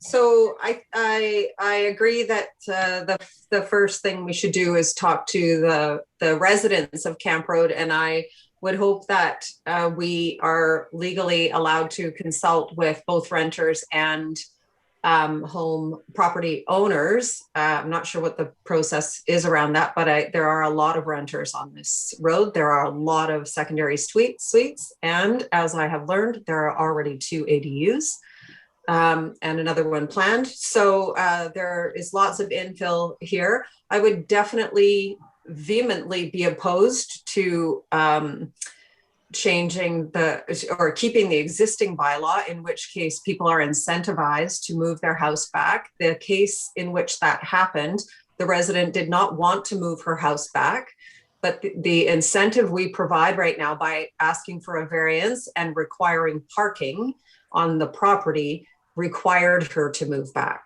So I would like to remove that incentive and instead create an incentive, as has been suggested, with the 0 setback and maximum setback of 1 meter, so that should someone want to move their house, they're reversely incentivized to bring their house forward. And we could look at parking issues at that time. The residents of Cumberland Road all moved here with those parking issues in place, and they have definitely gotten worse, particularly since the children who live on the street are now of driving age. So that's a thing for us to have a conversation with Camp Roaders about, for sure. So I wonder if we can I wonder if we can actually add to the motion that we begin consultation with Camp Road residents at the same time we refer this to Heritage. And ask them. Oh, first of all, I had a question. Have we received any feedback at all from Camp Road residents on the statement of significance? Because we all got mailed one. I did not actually receive any comments on the statement of significance directly after the mailing. I think indirectly once in a while I heard that people were concerned that that would limit what they can do with their with their residents. But really, a statement of significance doesn't restrict what you can do. It's really just captures what is there and its historical importance. So I had a chance to clarify that to a couple of people, but I'm not sure it was a response to statement of significance. Not immediately after anyways. It came up as part of other discussions when people put in applied for secondary suites or, yeah. Yeah, I think people are concerned about us infringing on the rights they have on their property, no doubt. But I think I would welcome some consultation and see what people think about the setbacks, because I think they're a big part of what makes Camp Road Camp Road. So yeah. I would like to make a comment on this one. Okay, Councillor Kettler, you want to speak first? I just wanted to add, if we could send it to the Affordable Housing Committee as well, I think it'd be good to get comments since it's affecting that as well. Yes. Well, I will say that I'm really torn on this one because I think our heritage is very, very important to the community. And most people on Camp Road bought on Camp Road because of the atmosphere and the style and all that. And they knew what they were buying into when they came here. And I really want to hear from the people what they have to say, and from the Heritage Commission and the Housing Committee. And it's going to be a very difficult decision, I think. So someone like to make the motion? I have a clarifying question, actually, because I'm hearing that we are considering things like affordable housing and OCP changes, and I'm not sure that's what we're considering right now. I think we're considering, we've already seen this report, and we've already, as a council, suggested that we don't do any of those things. We suggested the 0 setback at Committee of the Whole. So are we taking all these 4 options to Heritage? What are we exactly referring to Heritage is, I guess, my question. Or housing, wherever we put it. Yeah, suggestion would be not to look at the OCP item right now, because that's really part of an OCP review, and that's part of a larger community consultation. So it would be more of a longer term, strategy if that's desired, and that can be decided when we enter into an OCP review. It just is a possibility, so it's listed just for completeness, I guess. But yes, you don't really want to start into an OCP discussion on one item. So really, yes, the consultation would be largely around the setbacks. Do people support changing the setbacks? And if so, to what? If so, on both sides of the street, when should apply, when should not apply? It would require we would provide some background information and get a sense of where everybody's up and to what extent they value having it stay more or less the way it is now, at least in terms of the setbacks. Okay. Councillor Kettler? Yeah, I'm just thinking that the setbacks would then also affect, though, whether we do the infill, right? Because that would provide parking spaces. Okay. Do you want me to? Sorry, guys, my internet's not great tonight. Karen, go ahead. So right now the setback is 3 meters, the minimum setback, and there's no maximum setback. So if you observe the 3 meters, you haven't created yet enough space for parking, unless you parallel park. But if you park nose in, you need 6 meters or more, right? So it would really, to actually benefit from the cash and avoid the cash in lieu of parking, they would have to move it back quite a bit further, which I'm not sure how many properties can actually do that given their topography. There's a drop off. So I'm not sure that parking is that much of it's that much of a driving factor. But I mean, we'll ask those questions. I'll put on together a survey, but I think really it's more about how much flexibility they want to have, and to what extent do they want to preserve what is there now. Councillor Sproul, you had your hand up. Yeah, it was just about whether we could separate out the two ideas. I was talking about parking and zoning, that if we allow a bigger setback, then we can also get more parking in at the front. But they could be dealt with separately. But I'm wondering if we keep to the original setbacks, can we still insist that people, what capability do we have to stop people from parking right on this roadway in the street? Because as I say, my concerns are that the road is just too congested at times for children and trucks and fire and emergency vehicles. So I'm just wondering if that is a separate topic, and could we think about that? Well, right now we're talking about whether we send this to the Heritage Committee for comment.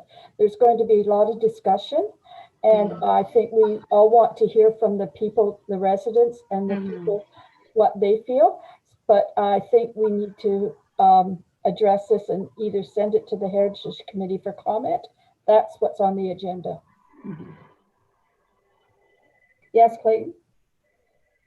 Your Worship, one suggestion may be to refer the item as is presented to the Heritage Committee, and then council if council wishes, to direct staff to come back with a consultation plan that they could review in the sense of how we would be able to engage on this subject, because we really don't know what that would look like and what council is actually interested in the sense of what information you're wanting to gain out of this and what that process might look like. We may also be able to include in that if parking is of interest, we could include that in that conversation as well. So I just wondering if council wishes, that second part could be something that we report back on relating to different options for that. I like that idea. I think it's really appropriate because of the conversation that's gone on here, just on council. And I think we need to give everybody the opportunity to have their voices heard. Councillor Sullivan. I'd just like to reiterate Councillor Kettler's suggestion to refer to the Affordable Housing Committee as well. I'd like to see that happen too. Yeah, We Yeah, just have whoever makes the motion can make a motion. Okay, who else had their hand up? Councillor Brown. So when we talk about the two issues, are the two issues the OCP changes and further bylaw changes to the zoning? And the setback is the first issue, and that set of problems, which could be related to secondary suites or parking or other restrictions on the zoning, given the heritage nature of the street, is the second piece. Is that what we're talking about? I just want to be clear about what are we referring to our committees and what's the conversation we're having, because I've gotten confused. I believe the immediate, the first course of action would be really to look at the setbacks. Yeah, I put those longer term possibilities in there, but it's really needs to be part of the OCP review. I rather not consult on an OCP issue outside of the OCP review. I think we would confuse everything, and really then it needs to be part of a broader OCP review. So those are really longer term things that we can shelf and think about when the OCP review comes up. What if we consult on anything, and I was thinking really just a survey, it would really be on more the immediate thing of understanding how a change in the setbacks would possibly affect people and understand the impacts that might have on them, and to what extent they value the existing setbacks. So fairly broad consultation. Yeah, I would not go, like I said, the other stuff really is part of an OCP review. The whether infill or not should even happen there or not, I think that's not fair to take that out, or whether there should be a heritage conservation area. So these are really longer term things that we can think about at time, and it might come back to you as part of the OCP review kind of scope of work, and we decide it's not even central anymore. Who knows? Yeah. Okay. Someone like to make a motion, please? Councillor Brown. So I will move that we send the Camp Road Statement of Significant and Zoning Bylaw Setbacks report dated February 12th, 2020, dated February 12th, 2021 to be, sorry, let me start again. That council refer the Camp Road Statement of Significance and Zoning Bylaw Setbacks report dated February 22nd, 2021 to the Heritage Committee and the Affordable Housing Committee. Yes. And if we're doing that, then we may as well send it to APC, because why not get all the committees for comment. Seconder? Second. All in favor? Opposed? Carried.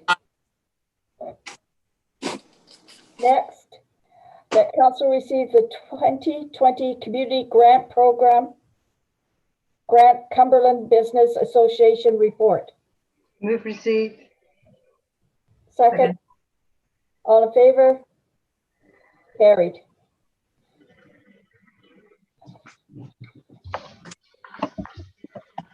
Hello, Council. Hopefully this one's a little more straightforward for you. In 2020, well, this time last year, Council approved a $4,000 grant to the Cumberland Business Association, and that grant was to assist that group with seed funding for initial operations and establishing a revenue source for the new service. So the association has made some headway. They've established themselves as a society. They have a membership, a fairly healthy membership, but unfortunately they weren't able to finish their work to establish themselves fully. So they're asking for an extension of this grant to the end of this year, and they will continue their work of creating a master plan, identifying their core values and strategic planning, their staff and management structure, and an operating budget. So the remaining funds from the $4,000, it's about $2,300, and they wish to continue using that for the remainder of the year with your approval. Councillor Sproul? Oh, well, I don't know what to say. They seem such a well-organized lot. And we're being asked to approve the extension. Yes. Yes, I don't have a problem with that. Or did they ask for an extension on the final reporting? No. Okay, I suppose. We'll final report it next year. Okay, thank you. I think this is quite easy and everybody's going to agree. So somebody make the motion. I'll move that council approve the extension of the 2020 community grant provided to the Cumberland Business Society in the amount of $4,000 to December 31st, 2021, with final reporting by January 31st, 2020. Seconder? Second. All in favor? Carried. Thank you. That council receive the Village Forest Lands Management Direction Statement Report. Move receipt. Seconder? Second. All in favor? Carried. Welcome, Kevin. Good evening, Mayor and Council. Yeah, so the report that you have in front of you here includes a proposed management direction statement for the Village Forest Lands, which, as you guys are aware from previous reports, is it's about 230 hectares of primarily forested land in the upper Perseverance Creek watershed, and includes our reservoirs that make up our drinking water supply system. So yeah, the project's been going on for a little while now, a couple of years. And in 2019, we completed a baseline assessment for the lands that collected anthropogenic and the ecological values of the properties. And that was presented to you about a year ago. So as you're familiar with that, I won't go into too much detail, but the synopsis of the management direction statement, or the proposed policy for the lands, is really, I think, the continuation of status quo, with a few additions or amendments to the land management strategy that exists as status quo. And this stems primarily from the fact that the lands really exist as a forest reserve, with the intention being to protect the village's drinking water supply system. So any further development or additional pressures or usage on the property isn't deemed to be best practice. With that being said, one of the biggest secondary uses is recreational use by non-motorized users, and there are trails on the properties that, under the current agreement, the United Riders of Cumberland maintain. And the agreement does provide, it's one of the few spots where there's a bit more detail, is just some context and framework for those trail management considerations. So as the report points out, it is a management direction statement, which inherently doesn't go into a ton of detail. Things that you would expect in a more comprehensive land management plan don't exist. And this was based on previous council decision that was, considered factors such as available staff resources, and the proposed direction really is just a continuation of the status quo. And additionally, I would point out that there was a desire to bring this forward based on some of the other conversations that are ongoing right now, and as it relates to drinking water protection and other land management considerations in that area.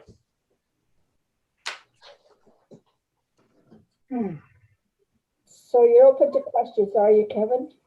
I'm always open to questions, of course. We'll start with Councillor Kettler.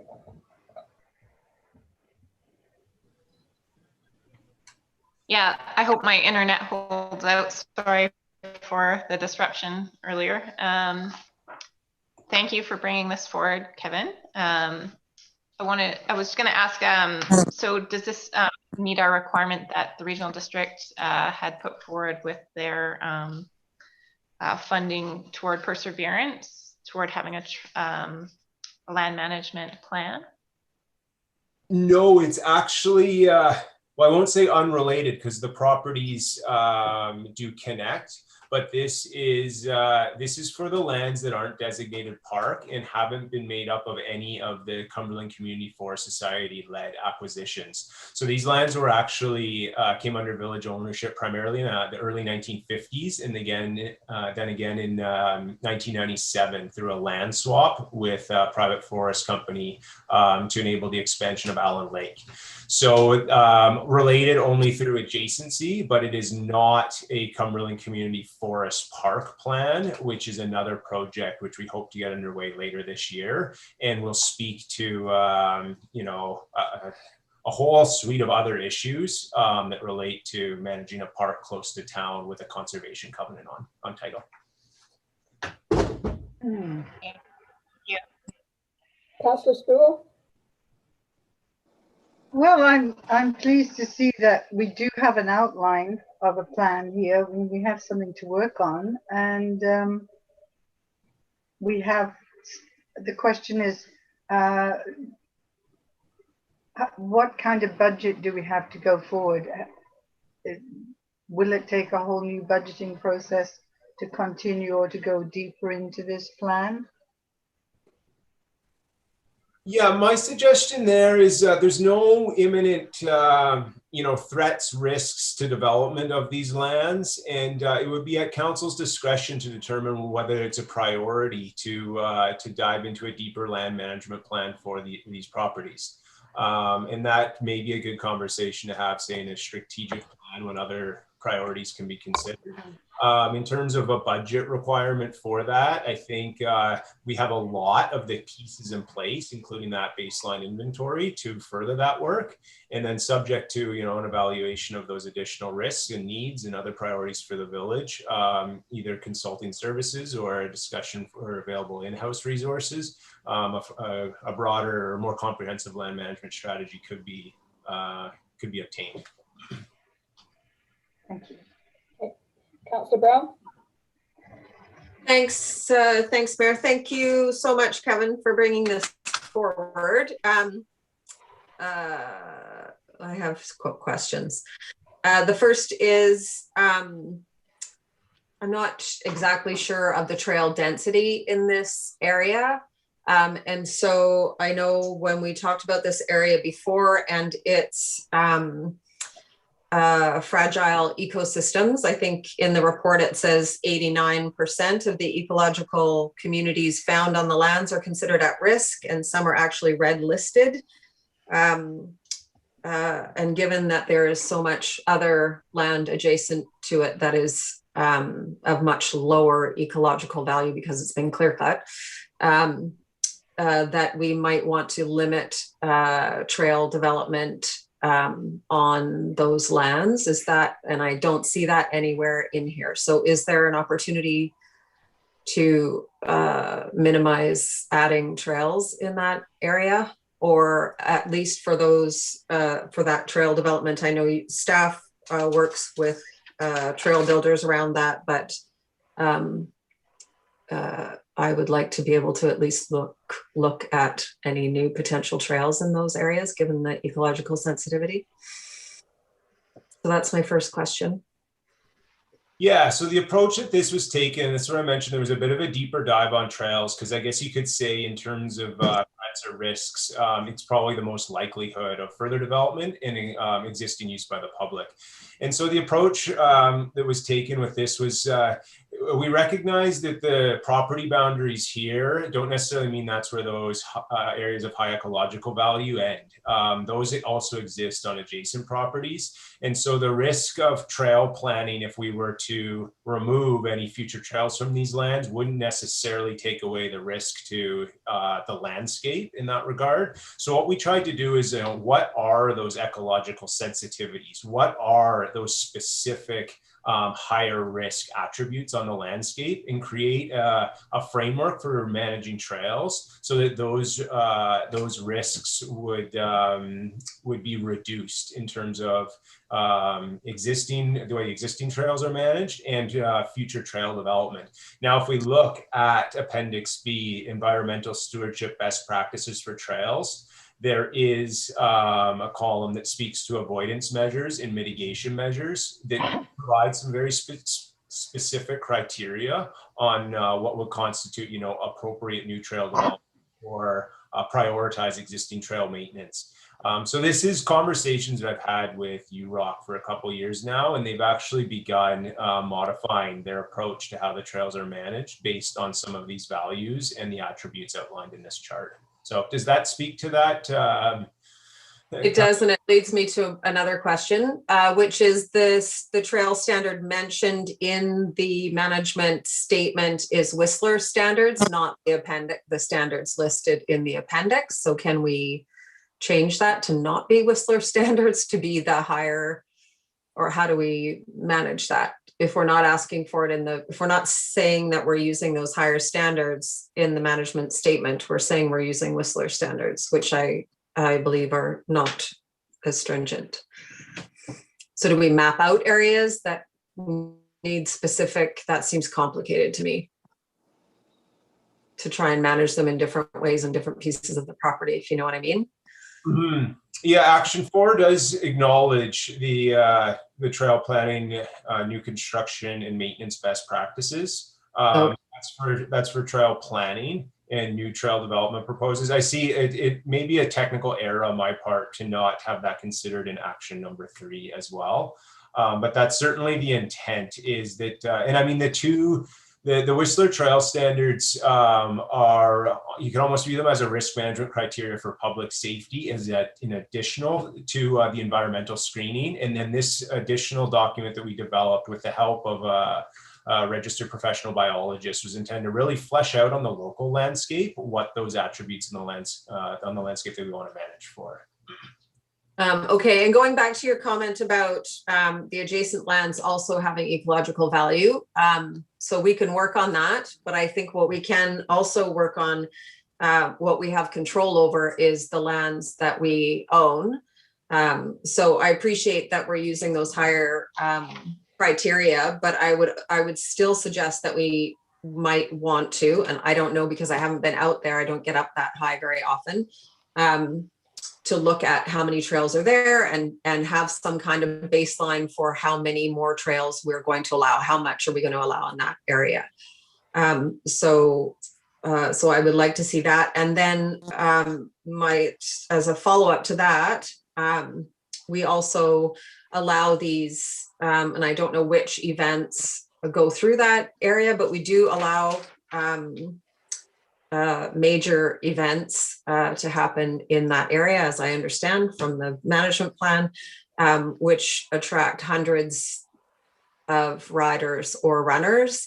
And that has potentially an enormous impact on the ecologically sensitive areas. So maybe excluding events over a certain number from those ecologically sensitive areas, or working that into the permit, or limiting the number of people that can participate in an event that goes through those ecologically sensitive areas. I mean, if we're saying that we're trying to protect our watershed lands, so we don't want logging there, we have to also limit any other potential impacts, and trail building and trail use has an impact on our watershed.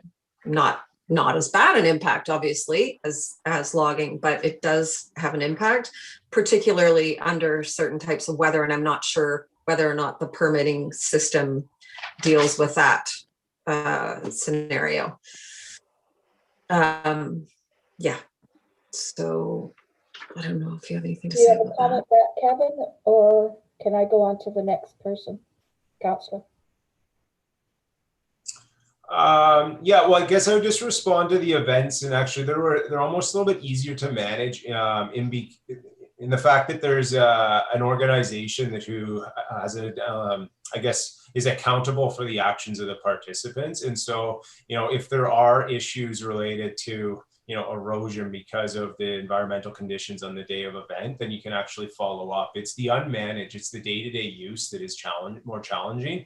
And I think the intent of this strategy is to focus resources on improving the infrastructure so those uses, A, aren't in the highly sensitive area, and then B, there's a more resilient set of infrastructure to handle the traffic. Okay, so it says somewhere in there that we are directing trail development away from those sensitive areas. Yes. Okay. And then my other question is, with all due respect to UROC and their amazing trail maintenance capacity and commitment, we have named them specifically in this document. And so I'm just wondering about whether or not that's appropriate. Should we just be saying we use a trail management group, or we prefer it to be a nonprofit, locally based or something? But I'm just not sure about naming them specifically, because what if, they cease to function for some reason?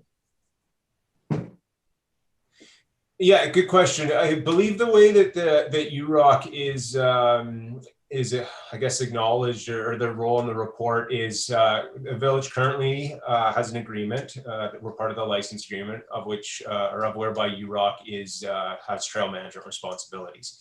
Now, moving to the future, the recreation management section 5.2, it does speak to collaboration with UROC and other non-motorized trail groups to continue to manage the trails. The term collaboration was selected because it doesn't necessarily define or require that it be UROC, any agency. The village could take this on, but at the end of the day, there's a need to work with the users, and the existing group's UROC. There's other non-motorized trail user groups, and it was intended to, the language was selected to be holistic in that regard, but flexible enough to, account for change over time. Okay, moving along to Councillor Sullivan. Yeah, I don't really have anything to add. That last conversation was really great. I was interested in that. And this report is a really valuable asset. And moving forward on our watershed protection coming up here, it's great that this is complete. Thanks, Kev. Okay, Councillor Brown, were you finished? I have another. I just wanted to comment on the future planning actions.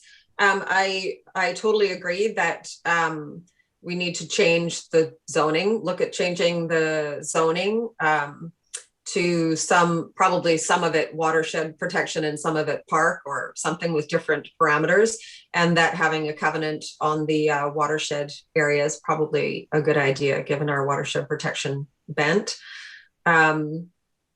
And in terms of the harvesting, I just wanted to put a thought in there that while I'm not in agreement with timber harvesting as an occupational use of the land, but should we need to do thinning for fire mitigation or just increasing the viability of the stand, that would be preserved and used to seasoned and then somehow sold to residents of Cumberland who cannot get access to proper wood and so are burning wet wood in their stoves and creating air quality issues. So should the village ever take on any kind of thinning or spacing up there, that we retain that wood for good use for people who burn wood. And that's it, I think. Councillor Sproul, you had your hand up.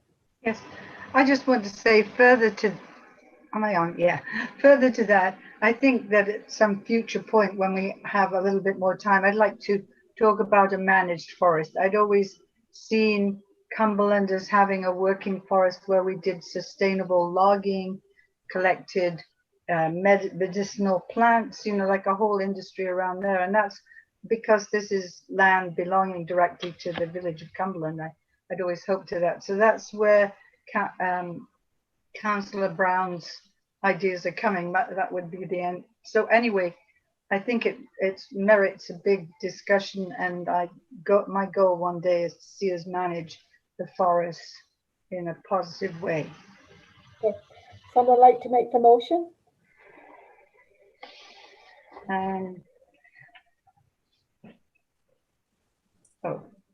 Okay. I'll make a motion that Council adopt the Village Forest Lands Management Direction Statement as attached to this report dated February 16, 2021 as policy for management of the subject lands. Second. Seconder? All in favor?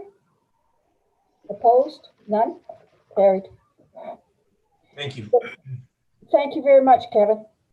That council received the AVICC resolutions report. Move receipt. Second?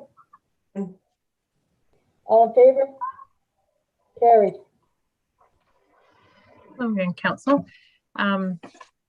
This report presents some draft resolutions based on suggestions that members made at in the meeting in January.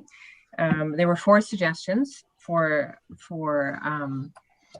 lobbying resolutions to the province, and we prepared drafts on 3 of those. The first was regarding drinking water protection and private managed forest lands, and the resolution there is to request that the province establish programs for local governments to work with private managed forest landowners to assess risks to drinking water systems and priority land acquisitions for lands where harvesting is identified as significant risk to the provisions of safe drinking water.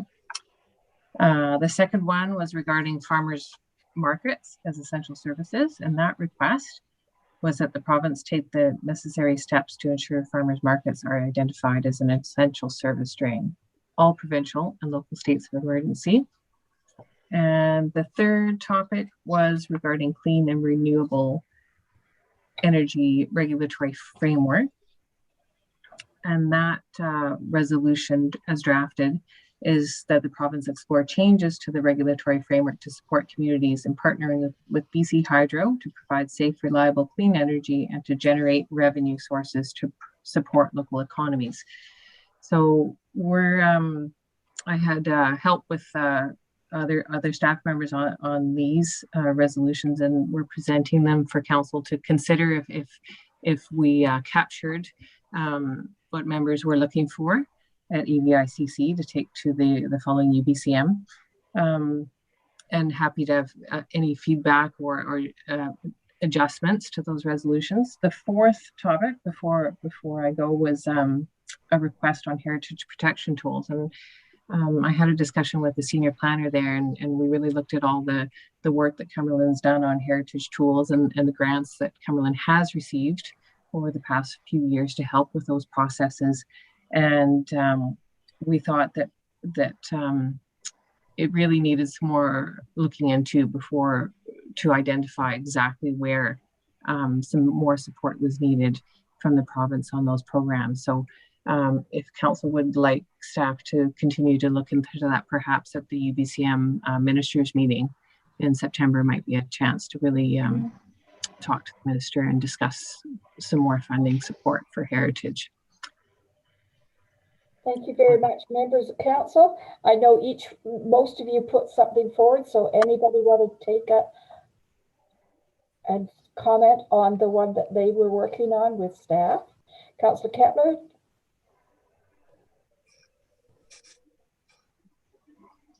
Thanks, Mayor. Yep, I'm really happy with all the resolutions. I think they were really well written. I appreciate the work that was done there and writing up the backgrounders on them.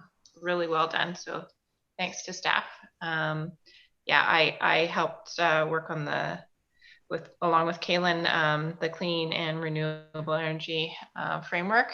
And yeah, I think it's important that communities have the opportunity to move toward green energy sources, and that we can also diversify our revenue by doing so, by providing a power utility. There are some municipalities such as Nelson that do have power utility, and yeah, I think it's a great way to, as I said, move toward green energy and also give us a revenue source. So I'm excited to bring that forward. Okay. Councillor Brown? Yeah, I like that one too. I have a question on the private managed forest land. The resolution says, I don't want to read the whole thing, but in the end it says forest landowners to assess risk to drinking water systems and priority land acquisition for lands where harvesting is identified as a significant risk to the provision of safe drink. So are we asking them to prioritize land acquisition, like for the Crown to prioritize land acquisition, or are we asking them for support for acquiring land ourselves? Which I think I would prefer to ask for that.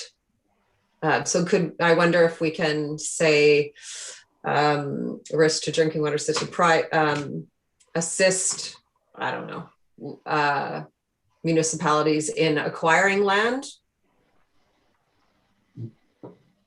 I think the intention there was that the program would include, it would be a local government program that would include priority land acquisition. So if that's not clear, maybe we will look at it to make sure it's clear. Okay, awesome, thank you. And then I appreciate your help with the farmers market resolution and clarifying. It did go to UBCM, but didn't make it into the block, and then there was no time to get to it on the floor. So, but the clarification that we tried to make with it was that we don't just need farmers markets to be declared emergencies in province-wide states of emergencies, but also in local states of emergencies, because they are able then to provide food to those people. Very often farmers are unable to leave their land because they have livestock. And so they stay behind when there's a fire or an evacuation. And farmers markets can assist by getting food to people who are still on site and helping those farmers move said food if it needs to be moved during those states of emergency. So I did get some information from someone who's worked on I had her title, in emergency management up in McLeese Lake during those fires, and was instrumental in seeing the benefits of what farmers markets could do at that time. So, but I just got that information today. So maybe if I send it to you, Rachel, we might add some of it into the backgrounder. That would be terrific. Thank you. Okay, awesome. Thank you so much. Councillor Sullivan? Yeah, these all look great. Just I've mentioned, it's ironic that the backgrounder right at the end is filled with all the stuff that we've asked for the last 6 years. So might as well just tack that onto the end, put the drinking water first, and then put all the rest of the stuff that we've been talking about for years in the end. So that's great. At least we're getting that all still in there, and I support that wholly. And maybe one of these years that they're going to do something to help us. Wouldn't that be fantastic? I mean, yeah. All years that we've been going. So yeah, great work. Thanks very much, Rachel, and all the staff and council. Thanks. Councillor Sproul?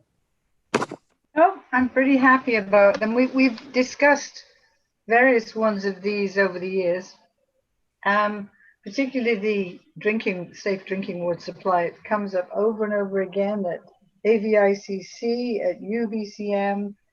It's a problem with the private land all the way halfway through Vancouver Island. But I mean, the message will get through.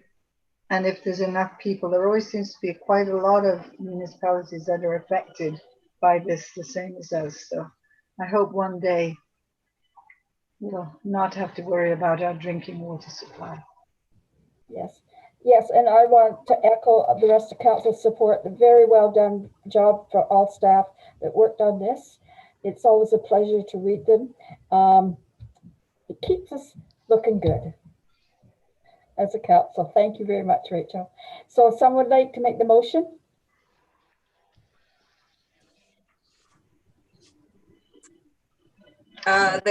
That council directs staff to submit the following resolutions to the AVICC: watershed protection and private managed forest land, farmers markets as essential services during local emergencies, clean and renewable energy framework. Seconder? Councillor Kettler, all in favor? Carried.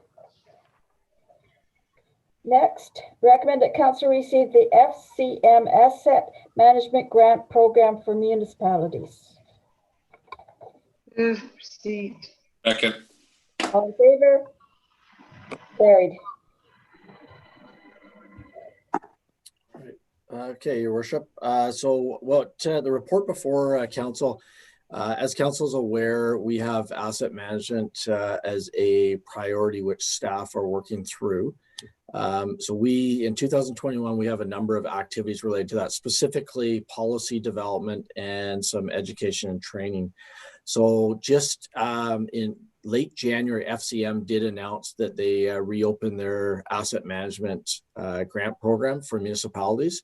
And so the timing does work out well for our strategic priority here is if council wishes, we could apply for the grant, and that would allow us to increase the depth of the asset management review that we are doing. It certainly gives us a little, we can utilize the funds. I believe the program is 80% and the municipality has to come up with 20%. So we would come up with that 20%, but that would allow us to get a little bit further down the line in the sense of our policy and asset management plan. So before you is just the recommendation if council wishes to move forward with application for this grant. I did mention in the report though, if we aren't successful, we certainly will continue. We do have it within our work plan and we do have it prioritized. It just wouldn't be the scope of what we could potentially do with this grant, but we still have plans to work through that program or that project as it's been defined to date. So happy to answer any questions if there are any. Councillor Sullivan? Is there any way we can try to get our eco assets thrown in there too? It is definitely included. So part of the policy development is, and I knew this question would come. So the part of the policy is not only just engineered assets, but it is also eco assets. So when we sit down and we do the training, it is all encompassing.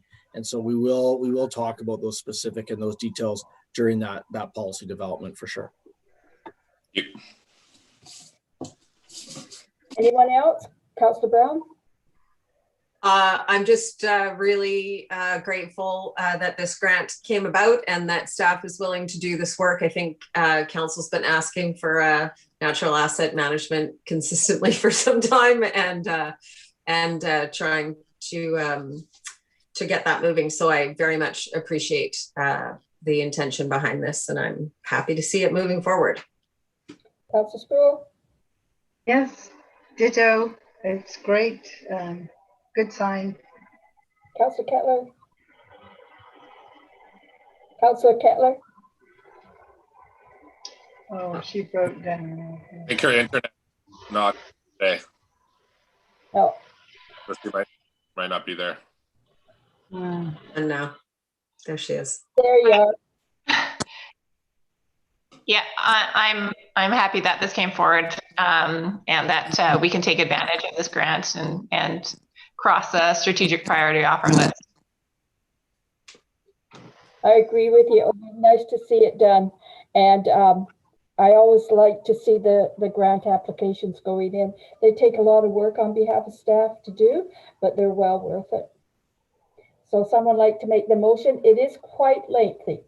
I'll move the council direct staff to apply for a grant opportunity from the Federation of Canadian Municipalities Asset Management Program for Village of Cumberland Asset Management Project. Be it therefore resolved that the Village of Cumberland commits to conducting the following activities in its proposed project submitted to the Federation of Canadian Municipalities Municipal Asset Management Program to advance our asset management program, development of village asset management policy and plan, training and organizational development. Be it resolved that the Village of Cumberland commit $4,000 from its budget towards the cost of this initiative, and move that council approve the expenditure of up to $20,000 for an asset management policy and strategy, training and development within A, $16,000 to be funded through an FCM grant, and B, $4,000 to be funded through the General Financial Stabilization Reserve, and that council direct staff to bring forward an amendment to the adopted 2021-2025 financial plan bylaw to reflect this expenditure.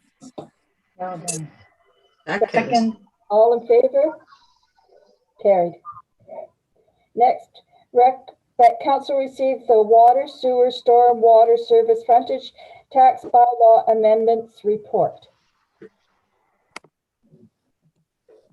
receipt. Seconder, Councillor Sproul, all in favor? Carried. Hey, good evening, Mayor and Council. So this is the part of your financial planning process that you're at this stage now. And so in December, you approved your utility rates. And in January, you adopted the financial plan, and now the frontage tax bylaw amendments for the rates are in front of you for consideration. So the funding from these frontage taxes, they fund the infrastructure, the linear infrastructure asset renewal program. And so if you find on page 149 at the top there, you'll see the revenue required for each of the taxes, the taxable frontage in feet, and then of course the calculated frontage tax rate. The parcel tax panel, if all goes well for you, especially with the next bylaw, will be held at 4:30 p.m. on the last meeting in March, which would be March 22nd. And again, that meeting only needs to be held if there are eligible complaints heard. But of course, staff deal with any complaints that come through. And if it's a mistake, we just fix it. So you would only get the ones that we couldn't resolve. And so then in the financial implications part of the report, I give you the rates that you approved in 2020, the rates in front of you for 2021, and then the estimated rates for the rest of the years up until the end of the financial plan. And then further, there is a chart that tells you what the total taxes payable would be for different types of parcels under this this structure. And yeah, so staff is recommending that council give first, second, and third reading to the bylaws. Any questions from members of council? We'll go around the table. Councillor Brown? Nope, that's great. Councillor Sproul? Nope, fine. Councillor Sullivan? Nope, good to go. Councillor Kettler? Yeah, all good, thank you. Okay, somebody want to make the motions? Okay. All right, do it. The council received, that council give first, second, third reading to the water services frontages tax amendment bylaw number 1144 2021. The council give first, second, third reading to the sewer service frontage tax amendment bylaw number 1145 2021. And that council give first, second, and third reading to the storm water frontage tax amendment bylaw number 1146 2021. Seconder? Seconded. All in favor? Carried. Next, that council receive the water supply capital improvements parcel tax bylaw report. Proceed. Second. All in favor? Carried. Hey, thank you.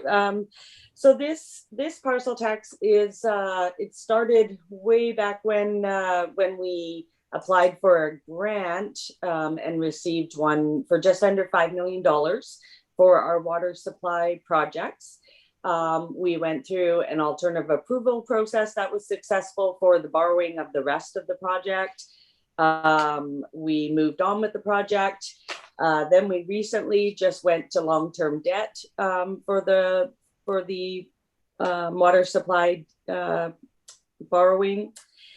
And now we're at the parcel tax stage. Okay, so then, so what's happened now is the process for the parcel tax will be similar to your frontage tax. So if all goes smoothly with this bylaw and council does give it to first, second, third reading, then we would have our parcel tax review panel on March 22nd as well. It would be the same time.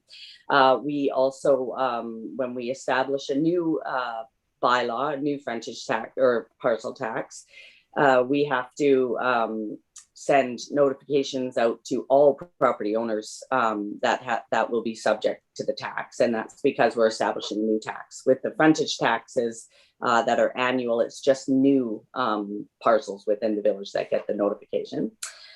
So if you look at the chart on the top of page 157, what I've done is I have calculated what your parcel tax payable would be for the different types of parcel taxes that council can choose to levy. You can do a single tax per parcel, a frontage tax, which measures the frontage, or an area tax, which measures the area of the property. Council also made a resolution that they wanted staff to investigate spreading the parcel tax over a 30-year parcel tax instead of the 20-year debt term. So I did do that, and I have provided you with what the revenue required would be for that. So there's nothing in the regulations that says you can't spread it over, that your parcel tax term has to equal your debt term. So that's fine. However, you would need, if you did choose to go that route, you would need to fund the revenue shortfall using reserve funds in the years that you wouldn't be collecting the full debt payment. And then eventually after 20 years, when the debt term is over, then you would pay back the reserve funds. So it's quite a hefty bill that your reserve funds would be funding. And then, yes, so based on that, also that it is much cleaner to have your debt term equal your parcel tax term. And also we have a much lower annual debt payment for the next 5 years because of the low interest rate that MFA was able to get on this security issue. Staff does recommend that you do just stick with the 20-year term for your parcel tax. And so if you were doing that, we also recommend that you do a single tax per parcel, just based on the, you can see that the payable amount isn't much different, and it is a much cleaner, easier to administer parcel tax when it's equal. And so that would be a $45 parcel charge per parcel.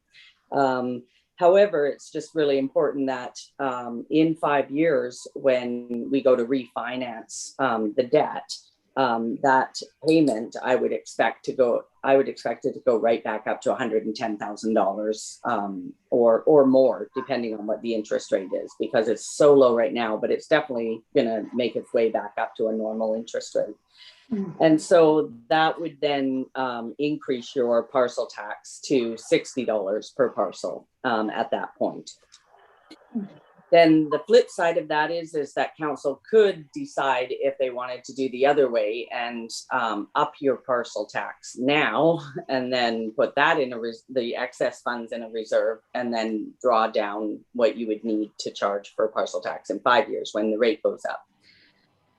But reminding council that your parcels, the number of parcels in the village are going to continuously increase as well. So, but that $60 does take into account that of that increase. And so I believe then council does, have some choices, and I have given you some alternatives if you do want to do something different than what's in the bylaws as well. And you also can tell me to just come back with some more information if you want some other choices here. And if you do that, we could just reschedule the parcel tax review panel for April. So, and I can answer questions as well. Councillor Sproul? No, I'm fine. It's been well thought out, and I thank Michelle for all this calculation that she's doing in her head. So no, I'm fine with it. Okay. Councillor Brown? I'm just curious, actually, with both of these, even though we've just passed the other one. There's no, because it's based on frontage, it doesn't matter how many, the use is not considered. So a property that has one frontage, but potentially say three different dwelling units on it. Maybe they've got a secondary suite and an ADU or something like that. That would pay the same frontage as the neighbor who is a single family dwelling. So the first would have potentially, at least, I don't know how many bathrooms people have, 2 in each dwelling. So 6 bathrooms using the corresponding amount of water and usage. And then the neighbor who's got 1 bathroom and 1 family is paying the same amount. That doesn't seem fair to me. Yeah, you're correct in that. Your operating costs, though, for the water, sewer, and storm are based on per unit, or in water is consumption. So those types of properties that differ between use are captured for your operating. But the infrastructure is just based on frontage, or in this case, just a per parcel. Because this is only capturing the cost of us putting that service to the property. It's not servicing the rest of the property owner would service the rest of it. And we're capturing the use through our water usage fee. Yes. Yeah. Operating costs. Yeah. Councillor Sullivan? I support the recommendation. Councillor Kettler? Yeah, I agree with staff in the single tax per parcel. That seems like the easiest for staff to administer. So I support that. Also, the 20-year debt term makes sense. And sort of backloading it. I think we still don't know what the interest rates will be. How long they will stay low. So I think we can risk having it go up to that $60 when we have more participants then. Thank you. Okay. Someone like to make the motion?